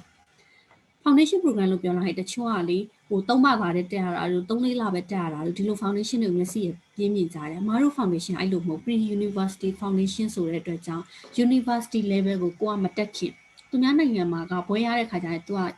study year က12နှစ်ပြည့်ရပေါ့နော်မတို့နိုင်ငံ17နှစ်ပဲရှိရတဲ့အတွက်မတို့ကအဲ့တစ်နှစ်ကျန်တဲ့တစ်နှစ်ကိုဖြည့်ဖို့အတွက်ဒီ University Foundation ကိုထားတာဒါပေမဲ့မတို့ကလုံးဝ curriculum ကိုသိချဆွဲထားရတဲ့8လအတွင်းမှာကိုယ်ကရနိုင်တယ်အဲ့တော့ဒီ Pre-University Foundation ကို IGCSE လို့10တန်းပြီးထားတဲ့ကျောင်းသူကျောင်းသားတွေကကြတော့ University Foundation 8လအရင်တက်လို့ရတယ်အဲ့ဒီကနေမှတစ်ဆင့်မတို့ဒီမတို့ Band 1 degree ဆိုတာ Bachelor degree တွေပေါ့ကိုကြိုက်တဲ့ Bachelor degree ကို Business အောက်မှာယူမလား IT အောက်မှာယူမလားကိုကြိုက်တဲ့ major ပေါ့မတို့ available ဖြစ်တဲ့ထက်ကနေတက်လို့ရတယ်ဒါပေမဲ့ Foundation program မှာတော့ကိုကsomewhere အောင်တဲ့ခါကျရင် course average က 65% တော့ကိုကရှိရမယ်အဲ့ဒါဆိုဒီ Band 1 degree ကိုတက်ပြီး join လုပ်ရတယ်အကယ်၍ချီစော်လက်ချော်ဖြစ်ပြီးကိုယ့်ရဲ့ percentage က65အောက်ကျော်သွားမယ်50လောက်ပဲရှိရဆိုလို့ရှိရင်မတို့ကြားထဲမှာ diploma of higher education ဆိုပြီးတော့ business ဆို business IT ဆို IT psychology ဆို psychology မတို့ထပ်ပြီးခံပေးထားတယ်ဒါပေမဲ့ဒီလိုခံလိုက်လို့လဲကိုကနောက်ကျသွားမယ်လို့မထင်ပါနဲ့ဒီမှာသင်တဲ့ major တွေကိုမတို့က credit exemption ပြန်ပေးလိုက်တာဖြစ်တဲ့အတွက် bachelor ကြားလို့ရှိရင်ကိုတက်တာ2နှစ်မပြည့်တော့ဘူးပေါ့နော်အဲ့ဒီအတွက်ကိုကဒီမှာ8လသင်ပြီးရတဲ့အဲ့ဒီအတွက်မတို့ credit exemption တွေပြန်ပြီးတော့ short ပေးတော့မှာဖြစ်ပါတယ်ပြီးတော့ဒီမှာအခု join တဲ့လူတွေစောစောမိတ်ဆက်တော့မှနားထောင်လိုက်တာပေါ့နော် IGCSE ကျောင်းသားတွေလည်းပါတယ် bachelor လက်ရှိတက်နေတဲ့ကျောင်းသားတွေလည်းပါတယ် master တက် join လို့ရတဲ့လူတွေလည်းပါတယ်ဆိုတော့မက popular ဖြစ်တဲ့ major လေးကိုနည်းနည်းရှင်းပြပေးသွားမယ်မတို့စီမှာကျောင်းတက်မယ်ဆိုရင် main intake ကတစ်နှစ်မှာ3ခုရှိရယ်ဒါကအမြဲတမ်းပေါ့နော် March လရယ် July လရယ် November လရယ်ဆိုပြီးတော့ intake 3ခုရှိရယ်ဒီ3ခုမှာ bachelor degree ဆိုရင်2 years full time အနေနဲ့မတို့တက်ရမယ် entry requirements အရဆိုရင် year 12 study ရှိရမယ်ဆိုတာကအခု bachelor degree university တခုမှာတက်နေရလို့ဆိုလို့ရှိရင် first year ပြီးသွားပြီဆိုရင်ဒါ10တန်းနဲ့ first year နဲ့ပေါင်း year 12ဖြစ်တယ်တချို့ကျ H&D ကျောင်းသားတွေ H&D ကျောင်းသားတွေဆိုလို့ရှိရင်ပိုတောင်ကောင်းသေးတယ်သူတို့က credit exemption မှာရှောက်လို့ရတဲ့အတွက် up to ပေါ့နော်ဒါ8 subjects လောက်ထိကိုက credit exemption ရနိုင်တယ်ဆိုတော့ကိုကကျောင်းတက်ရတဲ့ခါကျ16လောက်ပဲတက်ရတာမျိုးရှိနိုင်တယ်ပေါ့နော်အဲ့တော့ဒီ H&D ကျောင်းသားတွေအတွက်ဆိုရင်တော့ပို့ပြီးတော့ကြိုက်ပါတယ်နောက်H&D ကျောင်းသားတွေဆိုလို့ရှိရင် IELTS ကလည်းပြစရာမလိုတော့ဘဲနဲ့သူတို့ IELTS အစားပေါ့နော်အမားတို့စာသင်ခဲ့တာကအင်္ဂလိပ်စာ base နဲ့ medium base နဲ့စာသင်ခဲ့ပါတယ်ဆိုတော့ letter လေးအမားတို့ထုတ်ပေးလိုက်တာနဲ့ကိုအမားတို့ကဒါအကြောင်းပေါ့နော်အင်္ဂလိပ်စာ IELTS ကို waive လုပ်ပေးတယ်အဲ့လိုမှမဟုတ်ဘူးကွာ IELTS နဲ့ဝင်မယ်ဆိုလို့ရှိရင်လည်း IELTS က6ရှိရမယ်တစ်ခုချင်းစီမှာလည်း scale တစ်ခုချင်းစီမှာလည်း6တက် lower ဖြစ်လို့တော့မရဘူးပေါ့နော်ဒါ bachelor degree အတွက်ပါmajor ရဆိုရင်ဒီမှာကြည့်လိုက်ပါ business major အောင်မှာအမတို့အများကြီးရှိတယ် international business ကလုံးဝ first အဲ့ဒါအောင်မှာ international business နဲ့ marketing နဲ့တွဲယူချင်တာ double major ယူလို့ရသေးရပေါ့နော်ဒါမှမဟုတ်လို့ရှိရင်အခြား major နဲ့ဘာတွဲယူအောင်လဲပေါ့နော်အမတို့ exceptional လေးတွေတော့ရှိတာတချို့ major တွေကသွားတဲ့ flow အရန်တူတာမျိုးရဲ့နောက်ကို subject တွေအရန်များတယ် major subject တွေများတာမျိုးဆိုရင်တော့အမတို့ curriculum ကိုတွဲပြီးတော့သင်ခွင့်မပေးဘူးဘာလို့တွဲသင်ခိုင်းလို့ရှိရင်လည်းကျောင်းသားတွေကတိတ်မထူးတဲ့ major မျိုးဆိုရင်တော့မတို့ exception ထားတယ်။နောက် hospitality tourism ဆိုလို့ရှိရင်လည်းမတို့ business အောက်မှာလည်းရှိတယ်လို့တတ် major တစ်ခုလည်းရှိသေးရပေါ့နော်။ business intelligence ဒီ HRM human resource management ကကုမ္ပဏီအကြီးတိုင်းမှာရှိတဲ့ဒါ department တစ်ခုပေါ့အခုဆိုရင်ပုံ popular ဖြစ်လာတယ်အရင်9နှစ်လောက်တော့ဆို HRM ကဒါအရင် popular မဖြစ်ဘူးပေါ့နော်ဒါပေမဲ့အခုချိန်မှာတော့လူတိုင်းတော်တော်များများ HR ဘက်ကိုစိတ်ဝင်စားလာဆိုတော့ဒါအမားတို့ထပ်တိုးပြီးတော့တစ်ထည့်ထားတဲ့ major တစ်ခုပါဒါ commerce အောက်မှာတော့ financial management ကတော်တော်များများကျောင်းသားတွေကြိုက်တယ် accounting ပေါ့နော် accounting ကိုလည်းသူတို့ကြိုက်ကြတယ် banking and finance ဒါ banking industry ကိုမှကြိုက်ပါတယ်ဆိုရင်လူတွေအတွက်နောက်တစ်ခုကတော့ဆရာစောစောက Dr. Jacob ဒါမိတ်ဆက်ပေးသွားတဲ့ major ပေါ့နော် economics နဲ့ international trade ဒါအမားတို့အသစ်ထပ်တိုးထားတဲ့ major အောင်မှာဆရာပြောသွားတဲ့ဒီ content တွေလို့မျိုးကိုကစိတ်ဝင်စားတယ်ဒါဆရာပြောပြတာ तू ကlesson တစ်ခုအနေလောက်ပဲရှိသေးရပေါ့နော်သူတို့လိုဆရာတွေကကြတော့ research active လည်းဖြစ်တဲ့ဆရာတွေဖြစ်တယ်အရင်လည်းတော်တယ်ဒေါက်တာ level ဆရာတွေဖြစ်တဲ့အတွက်သူတို့စီမှာ knowledge တွေအများကြီးရှိတယ်ဒီထက်မကအများကြီးသင်ပေးနိုင်သေးတယ်အဲ့ဒီဆရာပြောသွားတဲ့လူမျိုးကိုက trade ဘိုင်းနဲ့ပတ်သက်တာတွေကိုစိတ်ဝင်စားတယ် international trade ကိုမှစိတ်ဝင်စားရဆိုရင်မတို့ရဲ့ဒီ major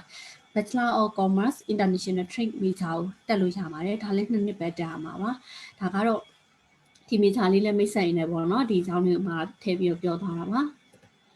အဲ့တော့ ID ဒါဟာအရင်နောက်ထပ်အရွေးများတဲ့ major တခု ID မတို့ဆရာ ID ကလည်း general requirements တွေအကုန်တူတူပဲဒါပေမဲ့တချို့က ID ကိုမဟုတ်မိကြတယ် BID အောက်မှာအမကြီး major ခွဲတွေမရှိဘူးလားဆိုတော့အမတို့ BID က Bachelor ID တခုပဲလက်ရှိမှာဖွင့်ပေးထားရပေါ့နော်နောက်ပိုင်းလာဖို့တော့ရှိရင်ဒါပေမဲ့အခု ID တက်နေကျောင်းသားတွေအကုန်လုံးအမလှမ်းကြည့်လိုက်တယ် ပွဲလေးမစားခင်မှာလည်းမ slide လေး run ပေးတာရှိရပေါ့နော်အဲ့ဒီမှာဆိုမတို့မြန်မာနိုင်ငံ GC မြန်မာ community club တို့ဘာလို့ရှိရဲဒီမှာအရင်က president လုပ်ခဲ့တဲ့ဒီ student president ဆိုလို့ရှိရင်လည်းသူတို့ ID ကျောင်းသားပေါ့နော်ဒါသူတို့မေးကြည့်လိုက်တဲ့အခါမှာ ID က GC ဝတင်တဲ့ ID ကလိုအပ်တဲ့ foundation အကုန်လုံးပါတယ်အဲ့ဒီအပြင်မှာဒီ foundation တွေကိုကြည်ညက်သိပြီးတော့ကိုလုပ်ချင်တဲ့ project ကိုလုပ်ချင်တဲ့ practical အကုန်လုံးကိုလုပ်နိုင်လောက်တဲ့ထီကိုသူတို့ကသင်ပေးတယ်။ဘာလို့လဲဆိုတော့ lecture ကြီးပဲအများနဲ့သင်နေတာမဟုတ် practical အတွက် project တွေရှိရဆရာတွေနဲ့အတူတူ robot တွေလုပ်ရတာမျိုးအခုဆိုရင် covid နဲ့ပတ်သက်တဲ့ test တွေစမ်းသပ်တာမျိုးပေါ့နော်။သူတို့မှာ project တွေအမှပြောပြလို့တော့ခက်တယ်ပေါ့နော် project တွေအကုန်လုံးကြီးရှိနေတယ်ဒါတွေကိုဆရာနဲ့လက်တွေ့ကိုယ်တိုင်လုပ်ရတယ်အပြင် company တွေနဲ့ချိတ်ဆက်ပြီးတော့လုပ်ပေးထားတာတွေလည်းရှိတယ်။အဲ့တော့ကိုက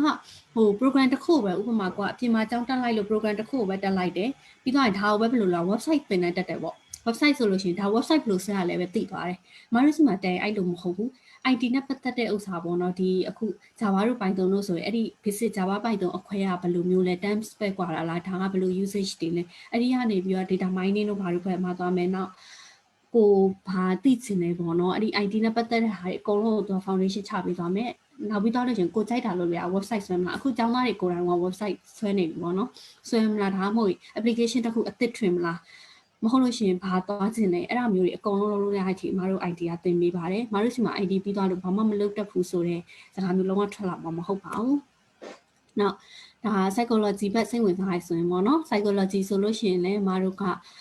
accreditation ပေးထားတာမှာ Australia ဘက်က council ကိုယ်တိုင်က accreditation ပေးထားပါတယ်အဲ့တော့ကြိုက်တဲ့နိုင်ငံမှာမတို့စီကကျောင်းပြီးသွားတဲ့ခါကျရင် psychologist ပြန်လုပ်လို့ရပါတယ် accreditation ပါတဲ့ major မှာ psychologist ပြန်လုပ်ခွင့်ရှိတာပါအဲဒီပြင်မှာ government Australia government degree ဖြစ်တဲ့အတွက်ကြောင့်မို့လို့ကြိုက်တဲ့နိုင်ငံကိုပြန်ကူးလို့ရပါတယ်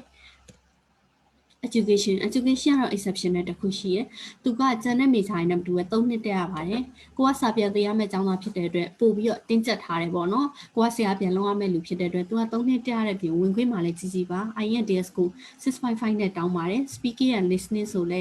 not less than 7ပေါ့နော်အဲ့အတွက်ကြောင့်တက်တဲ့လူကတော့ရှားပါတယ်ဒါပေမဲ့ကျောင်းပြီးသွားတော့တက်ပြီးရဲ့လူတိုင်းကလည်းဒီမှာကျောင်းတော့ပြန်ဖွင့်နိုင်လောက်တဲ့ထိသူတို့စီမှာ knowledge တွေရော skill တွေရောပြည့်ဝသွားပါတယ်ပေါ့နော်ဒီ accreditation ဆိုလဲကြည့်လိုက်ပါပေးထားတဲ့နေရာတွေကအများကြီးပဲရှိပါတယ်နောက်ဒီမှာ bachelor ခုန3နှစ်တက်လို့ပြီးသွားတဲ့ညီမလေးတွေမောင်လေးတွေရှိရဆိုလို့ရှိရင်မတို့ master ကိုတန်းပြီးတော့ join လို့ရပါတယ်ကိုက business background နဲ့ပြီးထားတဲ့လူဆိုလို့ရှိရင်ဒါ master မှာပေါ့နော်မတို့က12လပဲတက်ရမယ်တစ်နှစ်တွင်မှနေ master ရအမကိုယ်တိုင်လည်း business ဒီကျောင်းကနေ BBM ကနေမှကျောင်းပြီးရပြီးတော့ master ကို join တော့12လပဲတက်ခဲ့ရတယ်အဲ့ဒါပြီးသွားတဲ့ခါကျလို့ရှိရင်ကိုကအလုပ်တန်းဝင်လို့ရပြီအဲ့လိုမှမဟုတ်ခဲ့ဘူးကိုကအခြားမိသားနဲ့ပေါ့နော်ကိုယူထားတဲ့ဥစ္စာ business နဲ့ဘာမှမသက်ဆိုင်ပြဆရာ diploma တို့ဘာလို့လည်းမရှိဘူးဆိုလို့ရှိရင်တော့မတို့က16လဒါအရှိမှ4လက MBA မတက်ခင်မှာ foundation 4လတက်ရတာမျိုးရှိပါတယ်အဲ့တော့ဒီ program လေးကိုလည်းစိတ်ဝင်စားရဆိုရင်အမတက်ခဲ့တော့ကတော့မှဒါ program ခွဲတွေအများကြီးမရှိသေးဘူးအခုမှဆိုလို့ရှိရင်ဒီမှာရွေးချယ်ဆရာတွေမှာအများကြီးပဲပေါ့နော်အများဆုံးစိတ်ဝင်စားကြတော့ creative marketing နဲ့ finance ကိုစိတ်ဝင်စားကြတယ်ဒါပေမဲ့ကျောင်းပြီးရလူတွေကကိုယ်ပိုင်လုပ်ငန်းလုပ်ချင်တယ်လုံးဝအစလုပ်ချင်တယ်ဆိုရင်ဒီ entrepreneurship အဲ့ဒီဘက်ကိုလည်းမတို့ကတက်လို့ရတယ်ဘာမှကိုက specialize museum ဆိုလဲ general MBA အနေနဲ့ပဲတည်တံ့ယူလို့လည်းရတယ်ပေါ့နော်ဒါကိုကြိုက်တဲ့ဘက်ကိုသွားလို့ရပါတယ်ဒါပေမဲ့ကို interest ပေါ်မူတည်ပေမဲ့မတို့စီက master တက်ပြီးသွားလို့ရှိရင်ကိုကဘာမဆိုလို့နည်းနည်းသင်ယူမှုကလည်းပုံမြန်သွားတယ် skill လည်းပိုတက်သွား confidence လည်းပိုရှိသွားပါလိမ့်မယ်အမဆိုလည်း general မဟုတ်ဘူးအမက specialize နဲ့ယူခဲ့တယ် HR ပဲယူတယ်ဒါပေမဲ့အခုမှ marketing လုပ်နေတယ်အမအတွက်ဒါလုပ်နိုင်တယ်ပေါ့နော်အဲ့လိုမျိုးဖြစ်သွားပါလိမ့်မယ်ဒါကတော့အမစောစောပြောထားတဲ့ hospitality မှာ bachelor of business အောက်မှာ hospitality and tourism management ယူလဲရပါတယ်မဟုတ်လို့ရှိရင်လည်း tourism hospitality events ဆိုပြီးတော့3ခုပါတဲ့ major ဒါအစ်စ်လေးမတို့မိတ်ဆက်ထားတာပေါ့နော်ဒီ major မှာဆိုမတို့ core subject တွေကို level 1 2 3ခွဲထားတာအဲ့ရောက်မှာမတို့ project တွေ internship တွေအဲ့ဒါမျိုးတွေလည်းကိုရွေးချယ်တဲ့ပုံမူတည်ပြီးတော့ပါတာမျိုးတွေရှိရယ်ဒီ level အောက်မှာတစ်ခုချင်းစီကိုအသေးစိတ်ဆွဲထားတဲ့အတွက်အရင်စိတ်ဝင်စားဖို့ကောင်းတဲ့ subject ပါနော်အခု covid ဖြစ်နေလို့ပဲခီးသွားလို့မရတာလူတိုင်းကိုမေးကြည့်လိုက်ပါခီးသွားခြင်းတဲ့လူတွေကြီးပါပဲအကုန်လုံးอ่ะပေါ့နော်ဒီခီးသွားတဲ့ industry tourism industry ဆိုတော့ဘယ်တော့မှလည်းပျောက်ပြတ်သွားမှာမဟုတ်ပွဲတွေစားလည်းအများကြီးရှိနေမှာပဲဆိုတော့ဒီ major ကအခုတက်မယ်ဆိုလို့ရှိရင်ကိုက covid ပြီးသွားတဲ့ခါကျရင်ကိုတော့က ready ဖြစ်သွားလိမ့်မယ်ပေါ့နော်ဒီ major လည်းအရင်စိတ်ဝင်စားဖို့ကောင်းပါတယ်သူလည်း requirements တွေ duration intake တွေကအကုန်အတူတူပါပဲဒါ data science ကတော့မတို့ IT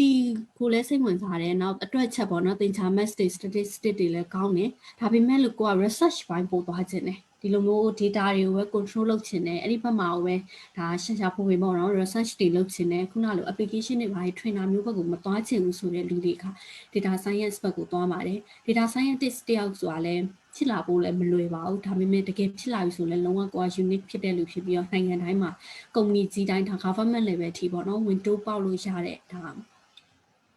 ါကိုယ့်ရဲ့ career တစ်ခုပေါ့နော်အဲ့တော့ဒီ major လည်းစိတ်ဝင်စားရဆိုရင်မတို့စီမှာစုံစမ်းလို့ရပါတယ်ဒါတော့ academics ဘိုင်းကတော့အမတော်ထူထူပြောစရာမလိုပါဘူးအခုကြည့်လိုက်တာနဲ့သိမှာပါစင်ကာပဲမဟုတ်လို့စင်ကာပူရီးယားနေပဲလည်းမဟုတ်ပါဘူး Australia Government University မဟုတ်လို့ Australian နေပဲလည်းမဟုတ်ပါဘူးဆရာတွေအကုန်လုံးကလုံးဝဒါ diversity ရှိပါတယ်နိုင်ငံပေါင်းစုံကဆရာတွေပေါ့နော်သူတို့ရဲ့ level တွေကိုလည်းသတိထားပြီးကြည့်လိုက်ပါအကုန်လုံးက professor တွေ associate professor doctor level တွေပဲအကုန်လုံးရှိပါတယ်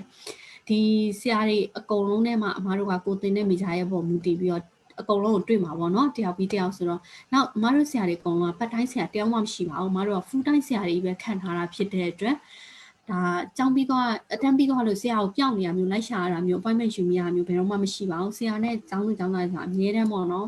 ်ဟိုတငယ်ချင်းလိုမျိုးပဲအေးစစ်စစ်လေးမတို့ပေါ်ပါလေးပြောလို့ရပါတယ်ဆရာကိုကြိုက်တဲ့ချိန်နဲ့စာပြန်မေးလို့ရပါတယ်ဆရာတွေအကုန်လုံးကလည်း research active ဆရာတွေပဲဖြစ်ပါတယ်နောက် facility ရကြည့်မယ်ဆိုလို့ရှိရင်လည်းမတို့က shopping center တို့ဘာတို့မှာဖွင့်ထားတဲ့အကြောင်းမျိုးလည်းမဟုတ်ဘူးသူများနဲ့ job ဖွင့်ထားမျိုးလည်းမဟုတ်ဘူးမတို့က own campus အနေနဲ့ကိုပိုင် campus တစ်ခုကိုပိုင်တဲ့အတွက်အထက်မှာ facility ကလုံးဝအပြည့်အဝပေးထားပါတယ်စာသင်ခန်းဆိုလည်းအကျဉ်းကြီးပဲပေါ့နော်အကုန်လုံးအကျဉ်းကြီး student hub ဆိုလည်းကျောင်းသားတွေကတချို့ဆိုညာလုံးမောက်ဖွင့်ပြီးထားတာမျိုးဆောင်းဝဲနေတာမျိုးဆိုရင်ကျောင်းမှာနေညာအိတ်တဲ့လူတွေလည်းရှိရဆိုအရင်ပေါ်လာဖြစ်လို့မတို့နောက်တစ်ခုတော့မှအသစ်ထပ်ပြီးတော့စောက်ပေးရတယ်ပေါ့နော်လက်ခန်းနေဆိုတာလည်းသူသက်ဆိုင်ရာဘာသာရေးလိုက်လက်ခန်းနေရှိမယ်နောက်အပြင်မှာဂျင်ဆော့မယ်ဆိုရင်မတို့ဒေါ်လာ100လောက်ပေးရမယ်ဒါပေမဲ့ဒီမှာဆိုလို့ရှိရင်တော့မတို့ကျောင်းထဲမှာနေဆော့လို့ရတယ်ပေါ့နော်ဒါကျောင်းထဲမှာပေးထား facility အကုန်လုံးကကျောင်းသူကျောင်းသားတွေအတွက် free ပြန် use လုပ်ဖို့ပဲ dress ဆိုပေါ့နော် psychology clinic ဆိုလည်းဒါစင်ကာ government university နဲ့မတို့ university နှစ်ခုပဲမတို့ကဒါကိုဖွင့်နိုင်တယ်ပေါ့library ဆိုလို့ရှိရင်လည်းမတို့ကျောင်းက library နေမဟုတ် online library ရောစင်မာရှင် national library ကို access လုပ်လို့ရတယ်မတို့ library ကနေ cafeteria ဆိုလည်းအစုံရှိတယ်တစ်မျိုးတည်းရှိတာမဟုတ်ဘူးပေါ့နော်ကိုရွေးချယ်ပြီးတော့အကုန်စားလို့ရတဲ့ဥစ္စာတွေသူ store လိုက်ပေးထားတယ်အားစားလုပ်ဖို့အတွက်ကဘာစော့ကျင်လဲခွေးနေရအပြည့်ရှိရပေါ့နော်ဒါမျိုးတွေဒီမတို့အကုန်လုံးကို provide ပေးထားပါတယ်နောက်တစ်ခုက club and society ဒါက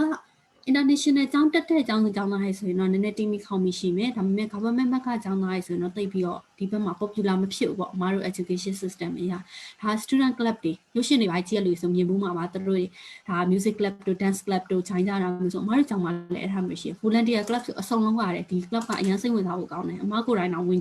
်ခဲ့ပူတယ်ပေါ့နော်နောက်ဒီပျော်ပွဲရွှင်ပွဲ club တွေတမုံဘာသာရေးနဲ့ဆိုင်တဲ့ဘက်သွားမလားဒါမှမဟုတ်လို့ရှိရင်ကိုလူမျိုးလိုက်ပေါ့နော်ဒီ Vietnam ဆို Vietnam မြန်မာဆိုမြန်မာ Chinese အဲ့လိုမျိုးသွားမလား language နဲ့ပတ်သက်တဲ့ club တွေသွားမလားအားစားနဲ့ပတ်သက်တာတွေသွားမလားဒါတွေအကုန်လုံးရှိပါတယ်ဒါတွေကိုလည်း join တာကောင်းပါတယ်ဘာလို့လဲကျောင်းပြီးသွားတဲ့ခါကျရင်ကိုကစာရွက်တော်နေလို့တော့ဘာမှလုပ်လို့မရဘူးလေနော်စံတဲ့ဟာတွေအကုန်လုံးလည်းကိုကချပြနိုင်မှာပို့ပြီးတော့ကိုအတွက်ကလှုပ်ရှားတဲ့ခါကျလည်းပို့ပြီး chance ရတာပေါ့ဒါတော့အမတို့ service ပေါ့နော် service တွေကတော့အမတို့ကျောင်းကနေပြီးလာကြိုပေးရဆိုဒါ volunteer club ကကျောင်းသားတွေလာကြိုပေးတာစင်ကူအခုမှရောက်ဖူးတာမို့လို့လည်းပူစရာမလိုပါဘူးဒီစိတ်ကနေစပြီးကြိုပေးပြီးသွားမဲ့နေရာဒီအမတို့လိုက်ပို့ပြီးပါတယ်ဒါ student service ဆိုလို့ရှိရင်လည်းကြိုက်တဲ့ချိန်မေးလို့ရတယ်ဘာမေးရမလဲဘာလို့ချင်းလဲမသိတော့ဘူး student service သာသွားလိုက်ပါနောက်တစ်ခု counseling service ကတော့ဒါနိုင်ငံခြားရောက်သွားလို့ကိုစိတ်ညစ်နေတာတွေကိုမှာပေါ့နော်ဒီလိုချင်းဝင်ချင်နေတာတွေစာမလိုက်နိုင်လို့ရင်ဖွင့်ချင်တာတွေဒါမှမဟုတ်အသေးကွဲနေလို့သွားတွေ့ချင်တာမျိုးတွေဆိုရင် counseling service မှာမတို့ counselor တွေခန့်မိထားပါတယ်သူတို့နဲ့ထိုက်ရိုက်သွားပြီးတော့ဆွေးနွေးလို့ရတယ်ပေါ့နော်ကိုယ့်အတွက်ထောက်ပေါက်တစ်ခုရတာပေါ့နောက် learning center ဆိုလို့ရှိရင်လည်းကိုကအခုချိန်မှာအင်္ဂလိပ်စာကိုရပြီလို့ထင်တယ်ဟိုရောက်တော့မှကိုကဒါလူမျိုးအများကြီးဒါလူတွေနဲ့တွေ့ရတဲ့ခါကျရင် speaking အားနည်းနေရမျိုး listening အားနည်းနေရမျိုးပေါ့နော်နောက်ဒါ assignment တွေအများကြီးရေးရတဲ့ခါကျရင်မတို့တွေ writing ပိုင်းမှာအားနေတာမျိုးအဲ့ဒါမျိုးတွေဆိုလို့ရှိရင်ဒီမှာမတို့ဆရာတွေခန့်ပေးထားတယ်အဲ့လိုမှမဟုတ်လဲမတို့အရင်တော်တဲ့ senior တွေက junior တွေစာပြန်ပြပေးရမျိုးရှိ appointment ယူရုံပဲဘာမှထပ်ပေးဖို့မလိုဘူးအဲ့မှာနေစာသွားတင်လို့ရတယ်ဒီစင်တာကလည်းမတို့စီမှာ popular ဖြစ်ပါတယ် career service ဆိုတာလည်းမတို့ကျောင်းမပြီးသေးခင်တည်းကအလုံးနဲ့ပတ်သက်တာတွေ resume ဘယ်လိုရေးရလဲ CV တစ်စောင်းကဘယ်လို create လုပ်ရမလဲ ဒါလုပ်ငန်းပေါ့နော်လုပ်ငန်းတွေရဲ့အခြေအနေဘယ်လိုရှိလဲဘယ် fee သွားခြင်းလဲဒါတွေအကုန်လုံးကိုဆွေးနွေးဖို့အတွက်လည်း career service မှာအမတို့ supervisor တွေတည်တံ့ခံပေးထားပါတယ်သူတို့နဲ့အတူ counseling သွားလုပ်လို့ရပါတယ်ကျောင်းမပြီးခင်တည်းကလုပ်လို့ရပါတယ်အမကတော့ recommend ပေးချင်တာကျောင်းမပြီးရင်3လလောက်ခဲကကိုကသွားထားတာကိုအတွက်ပို့ပြီးတော့အဆင်ပြေတယ်ပေါ့နော်အဲ့တော့မှပြင်စင်ခြင်းတွေရောကိုနည်းနည်း design လုပ်စရာတွေပေါ့အကုန်လုံးကိုအတွက်ပို့ပြီးအချိန်ပို့ရမှာဆိုတော့နောက်ကျောင်းမှာအမတို့စီမှာတက်တာနဲ့ဒါcareer guidance ကအပြင်ဟိုမှာ alumni networking အရန်ကျဲပါတယ်ဘာလို့လဲဆိုတော့အမတို့ alumni တွေက fee တိုင်းလို့မှရှိအခုဒါအမဆိုရင် education fee တွေရောက်ပြီမယ်ဒီမတိုင်ခင်မှာအမအလုပ်အခြားလုပ်တွေလုပ်ဖူးရဲဆိုတော့အမမှာပေါ့နော်ဒီ recruitment fee နဲ့ပတ်သက်တာမျိုးတွေဒါမှမဟုတ် hotelize နဲ့ပတ်သက်တဲ့ဒီ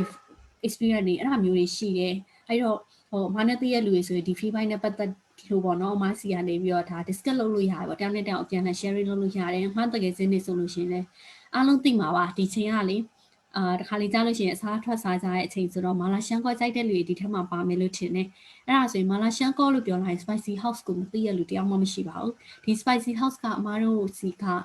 လူနိုင်တယောက်မှာအမတို့ GC ကပဲကြောင်းပြီးထားပြီးတော့မှသူကြောင်းပြီးလို့မြန်မာနိုင်ငံတယောက်ထားနဲ့ဒီလုပ်ငန်းကိုစပြုခဲ့တာပါသူကလုံးဝဒီမှာ top ပဲပေါ့နော်အဲ့လိုမျိုးရှိပါတယ်အဲ့ဒီပြင်မှာပညာရေးလောကမှာရှိမယ်ဆိုလို့ရှိရင်လည်းပညာရေးလောကမှာဒီလို training တွေပေးဖို့အတွက်လုံးဝကုမ္ပဏီဖွင့်ထားတဲ့လူမျိုးတွေလုံးဝ college လိုပြန်ဖွင့်ထားတဲ့လူတွေပေါ့နော်သူတို့တွေလည်းရှိပါတယ်နောက်ဒါမှမဟုတ်ဘားတွေစိတ်ဝင်စားတဲ့လူရှိမယ်ဆိုတော့အကုန်လုံးကလည်းအသက်ပြည့်ပြီးတဲ့လူတွေအများကြီးဆိုတော့ပေါ့နော်ဘားတွေသွားတာကြိုက်တယ်ဆိုလဲ sport ပါရန်ကုန်မှာရောဒီနှစ်တွေမှာဆိုသူတို့ Manly မှာပါအကျိထပ်ပွင့်လိုက်တယ်ဒီပိုင်ရှင်တွေဆိုလဲ JC ကပဲပြီးထားတဲ့ကျောင်းသူကျောင်းသားတွေပါအဲ့ဒီပြင်မှာဒီလို company အကြီးတွေပေါ့နော် before company တို့ဒီ Yuma Holdings တို့ဒီလို company အောက်မှာသွားကြည့်မယ်ဆိုလဲအမားတို့ alumni တွေအကုန်လုံးရှိပါတယ်နေဟာတိမှာပေါ့သူတို့ feel like သူတို့အလုပ်လုပ်နေတဲ့လူတွေအကုန်လုံးရှိရတဲ့အခုအတွက် alumni network ကလည်းနှစ်တိုင်းမှာအမားတို့ပွဲတွေလုပ်ပြီးဒီနှစ်ဆိုလဲအမားတို့နောက်ပတ်ထဲမှာလုပ်ဖို့ရှိရဲဆိုတော့ကိုကအချင်းချင်းထဲမှာနေဖလှယ်လို့ရတယ် industry link တွေကလည်းအရင်ပေါ်လာတယ်ပေါ့နော်အဲ့အတွက်ကြောင့်ကိုအတွက်ကဒါပူစရာမလိုပေါ့ဩစတြေးလျမှာဆိုလဲအမတို့ service ကောက်ထားတယ်။ကျောင်းပြီးသွားတဲ့ထဲကနေ6လအတွင်းမှာပေါ့အလုပ်အများဆုံးရနိုင်တဲ့ကျောင်းတွေဆိုပြီးစီထားတဲ့ထဲမှာ top 10ထဲမှာ GC ကလည်းပါတယ်။ဘာလို့လဲအမတို့စီကကျောင်းသားတွေအလုပ်ရတဲ့နှုန်းက93% ရဲ့အထက်မှာရှိတယ်။အားကြောင့်မို့လို့ top 10ထဲမှာပါသွားတယ်ပေါ့နော်။အားကြောင့်ကျောင်းပြီးလို့အလုပ်မရမှလည်းပူစရာမလိုပါဘူး။အမဆိုလည်းတလားအတွင်းမှာအလုပ်ရခဲ့တာပါ။ဒါဆိုရင် graduation ကတော့အခုလက်ရှိမှာတော့ဒါအမတို့အပြင်ကျောင်းသားတွေတုံးထားမှာဒါအမတို့ graduation တကယ်ကျောင်းသားအစ်စ်တွေပေါ့နော် model တွေမဟုတ်ပါဘူး။နောက်အခု graduation နောက်ကျောင်းမှာလည်းအမတို့ကျောင်းမှာပူစရာမလိုကိုဗစ်စဖြစ်ခဲ့အခုချိန်ဒီအမတို့ကျောင်းပိတ်ထား intake ဆိုတာတခုမှမရှိဘူး။နောက်ကိုရွှေ့သွားရင် intake ဆိုတာလည်းတခုမှမရှိဘူး။ကျောင်းသားတွေကဒါမတက်ချင်လို့ရွှေ့သွားတာပဲရှိမယ်။ကျောင်းဘက်ကပိတ်ပေးထားတာမရှိဘူး။အားလုံး facility ရတဲ့နည်းနဲ့အပြည့်ပေးနိုင်အောင်လို့အမတို့အမြဲတမ်း offer ပေးပါတယ် online ဆိုလဲ online အလျောက်ပေါ့နော်စင်မူမှာပထမဆုံး online ကိုပြန်ပြီးတော့ပြောင်းနိုင်တဲ့ကြောင်းမှာဘာလို့လဲအမတို့ Australia ဘက်မှာ assistant တွေအကုန်ရှိပြီးသားဖြစ်တဲ့အတွက်အမတို့အတွက် attach လုပ်ဖို့အရင်လွယ်ကူပါတယ်ဒါကတော့မကျောင်းနဲ့ပတ်သက်တာမိတ်ဆက်တာလည်းများသွားပြီဆိုတော့ scholarship ကိုတော်တော်များများစိတ်ဝင်စားကြတယ်ဘာလို့လဲကျောင်းတက်ချင်ပေမဲ့တခါလေကြာရင်ကိုယ့်ရဲ့ limit ပေါ့ budget limit ကိုပြင်ချင်ရတာဗာမျိုးတွေလည်းရှိတဲ့ခါကျရင် scholarship ကိုအရင်မေးတယ် GC ကလည်း scholarship ပေးပါတယ်မတို့ terms and condition ကတော့ Australia ဘက်ကနေယူပါတယ် percentage ရတော့မတို့ 100%, 50%, 25% ဆိုပြီးတော့မတို့3ခု percentage ခွဲထားတာ1 academic year ပုံမှာပေးတယ်ပေါ့နော်1 academic year ကဘာလဲလို့မေးလိုက်ရင်အောက်မှာရေးထားတယ်ရှစ်ဘာသာနဲ့ညီမျှတယ်ဆိုတာ Australia ဘက်မှာဆော့ဆော့မှပြောသွားတယ်သူတို့က summer holiday ရှိတယ်အဲ့တော့တစ်ခါတည်းကို8လ8ဘာသာပဲသင်ရမယ်အဲ့ဒီအတွက်ကြောင့်မို့လို့မတို့1 academic year က8ဘာသာနဲ့ညီမျှတယ်ဆိုပြီးအလွယ်မှတ်လို့ရတယ်အဲ့တော့ကိုတက်မဲ့ major bachelor ဖြစ်ဖြစ် master ဖြစ်ဖြစ်ကိုတက်တဲ့ major alike ကိုမှ100% scholarship ရခဲ့8ဘာသာကိုကျောင်းသားကတက်တာသွားမယ် 50% ဆိုရင်4ဘာသာဖို့ 25% ဆိုရင်2ဘာသာဖို့တက်တာသွားမယ်ဆိုပြီးကွာမှတ်လို့ရတယ်ပေါ့နော်အဲ့တော့မှကျောင်းသားကမြန်မာငွေနဲ့ပြန်တွက်ရင်ဘယ်လောက်ရှိမလဲဆိုရင် 100% scholarship က300ကျော်လောက်ထိကိုကတက်တာပါတယ်ကိုအတွက်ဒီအမောင်းကအရင်က safe ဖြစ်တယ်အနည်းဆုံးဖြစ်တဲ့ 25% တော့350ကျော်လောက်ဒီကိုအတွက် safe ဖြစ်သွားတယ်ဆိုတော့ဒါမိဘဟောက်လည်းကိုညီရရောက်တယ်ပေါ့နော်ကိုအတွက်ကနောက်ဒီလိုကျောင်း ranking လည်းမြင့်နေ globalized degree တခုကိုလည်းကိုကတက်တာနဲ့သင်လို့ရသွားတယ်ပေါ့နော်အဲ့တော့ scholarship က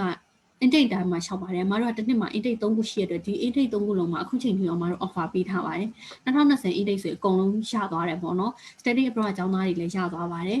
နောက်တစ်ခုမတို့ဒီလာမယ့် intake ကတော့ match လပထမဆုံး2021 intake အတွက်ကိုလည်း scholarship ပေးမယ်ဆိုပြီးအကြောင်းကတရားဝင်မတို့ပြောပြီးပါပြီအဲ့ဒီအတွက်ကိုရှောက်ဖို့စိတ်ဝင်စားတယ်ဆိုရင်အခုဒီထဲမှာရှိတဲ့အကြောင်းသူအကြောင်းသားတွေလုံးဝမှာတစ်ခုပဲကိုယ့်ရဲ့ MSc လေးတွေ ကိုယ့်ရဲ့အမှတ်စင်းဆိုကိုဘာချောင်းတက်ခဲ့လဲနောက်ဆုံး latest အမှတ်စင်းတွေပေါ့နော်အခုတက္ကသိုလ်တက်နေရလို့ဆိုလို့ရှိရင် first year တက် first year second year ရှိ second year တက် year တွေပြီးပြီဆိုရင်ဒီ3နှစ်လုံးအဲ့လိုမှမဟုတ်ဘူးကိုကចောင်းပြီးသွားပြီဆိုရင်ဒီအမှတ်စင်းတွေအကုန်10တန်းပြီးရလို့ဆိုလဲ10တန်းအမှတ်စင်း IGCSE HND ကိုမှဘာအမှတ်စင်းရှိဒီအမှတ်စင်းတွေအကုန်လုံးကိုပဲ study abroad နဲ့ဆက်သွယ်လိုက်ပြီးတော့သူတို့ apply လုပ်လိုက်ရုံပဲကျန်တဲ့ဒီ JCU ရဲ့ form ဖြည့်တာမျိုးတွေအမစင်းကိုထပ်ပြီးတော့ပေါ့နော်အမားတို့စီကိုပို့တာမျိုးတွေကဒီ study pro ကခုနမိတ်ဆက်ပေးသွားအမဆန်တာပေါ့နော်သူတို့တွေထပ်ပြီးတော့လုပ်ပေးသွားမှာပါအဲ့တော့အရန်လွယ်ကူသွားပါတယ်အရင်တော့အဲ့လောက်မလွယ်ပါဘူးဆောင်းမွေးပဲဖြည့်ရပါတယ်အမားတို့2နာရီကြာတဲ့ဆောင်းမွေးမှာ psychometric test တို့ဒီ GMAT တို့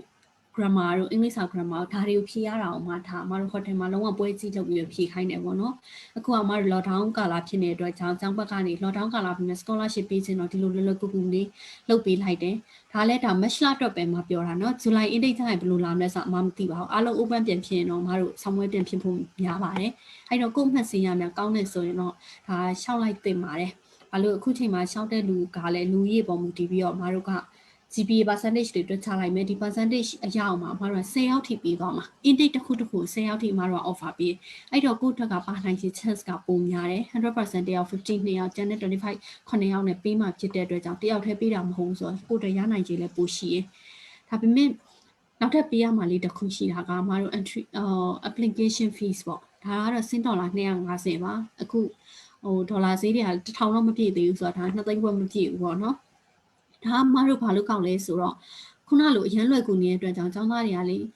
ရချင်ရမရချင်နေဆိုထီထိုးတယ်လို့မျိုးရှောက်လိုက်တာမျိုးရှိတဲ့ခါကျရင်တကယ်လိုချင်တဲ့ကျောင်းသားတွေနစ်နာသွားမှဆိုလို့ပါရပြီးတော့မှသူတို့မယူဆိုရင်လိုချင်တဲ့လူတွေအမတို့ကတယောက်ဆိုတယောက်နစ်နာတယ်ပေါ့နော်သူ့နောက်ကကျောင်းသားကရမယ်ဟောင်းမရပဲဖြစ်သွားတာမျိုးတွေနောက်ခုနလိုအများကြီးရှောက်လာတဲ့အခါကျလို့ရှိရင်လည်းအမတို့ဘက်က academic team မရအောင်သေချာစီစစ်ရတာဖြစ်တဲ့အတွက်အလုပ်လည်းပို့တယ်အချိန်လည်းပို့ကြတယ်ပေါ့နော်အဲ့လိုဖြစ်မှဆိုလို့ဒီ fees ကိုကောက်တာပါဒါပေမဲ့ scholarship ရမရအမှာကြီးကျောင်းတက်မယ်ဆိုလို့ရှိရင်တော့အမတို့စီမှာကျောင်းသားဖြစ်ပြီးသွားတဲ့ first intake fees သွင်းမိရတယ်အမတို့အားလုံးကိုဒါ account နဲ့ပြန်ပြီးတော့ payment ပတ်စံမှာအဲ့အတွက်ကြောင့်မို့လို့ဒီ March 2021ကိုစိတ်ဝင်စားရဆိုရင်ဒီထဲမှာ foundation တက်မဲ့ကျောင်းသားလေးရတယ်နော် foundation တက်မဲ့ကျောင်းသားလေး foundation ပြီးရင် bachelor ဘာတက်မလဲဆိုတော့ဟာအမတို့တစ်ခါရွေးပေးလိုက်ဒီ bachelor ပေါ်မှာအမတို့က scholarship ပေးမှာဆိုတော့ foundation ကတော့ကိုယ့်ဘာကိုတက်ရမယ်ပေါ့နော်အဲ့ဒါပြီးတော့ bachelor ကျရင် scholarship က available ဖြစ်အဲ့အတွက်ကိုအမတို့ကပေးလိုက်မှာဒီပေါ်မှာ scholarship ကကိုကရသွားမှာအဲ့လိုမှမဟုတ်ခဲ့ရင် foundation ကျောင်းသားတွေကစောစော 65% average ကိုကရရမယ်ဆိုတော့အဲ့ဒီအထက်ကိုကပို့ရတယ်70တို့75တို့ရပြီဆိုလို့ရှိရင် scholarship second time ထပ်ပြီးတော့ရှောက်ခွင့်ရှိရသူတို့မှာပေါ့နော်အဲ့တော့ foundation ကျောင်းသားတွေအားမငယ်ပါနဲ့ပြောရရင်ကိုက chance နှစ်ခါတော့ရတာမှာ bachelor တက်ရှောက်မဲ့ကျောင်းသား master တက်ရှောက်မဲ့ကျောင်းသားတွေကတခါတည်း degree ရွေးပြီးရှောက်ရုံပါပဲဘယ်ကစချောက်လို့ရလဲဆိုတော့ဒီမှာ window open tick ကအမတို့ဒီအရင်ပတ်ထဲကဖွင့်ထားဖြစ်တဲ့အတွက်အခုကစပြီးရှောက်လို့ရပါပြီဒီနေ့ပဲဖုန်းဆက်ပြီးရှောက်ရင်တော့ရပါတယ်နောက် closing tick ကတော့အမတို့က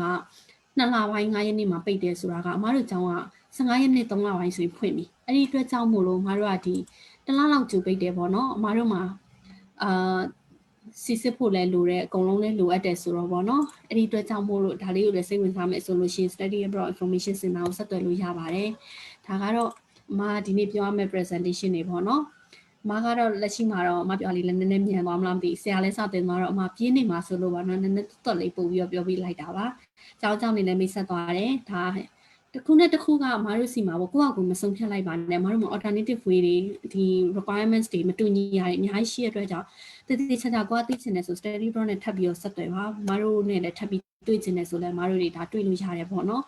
အဲ့အတွက်ကြောင့်အခုအမပြောသွားတဲ့ထဲမှာမရှင်းတာရှိရမျိုးဒါမှမဟုတ်မေးချင်တာရှိတာမျိုးဆိုလို့ရှိရင် question and answer session လေးကိုအခုအမတို့ဖွင့်ပေးမှာဖြစ်ပါတယ်။ဟောလေးကြောင့်မေးသန်းရေးဟုတ်ကဲ့ပါဟုတ်အဲ့ဆိုလို့ရှိရင်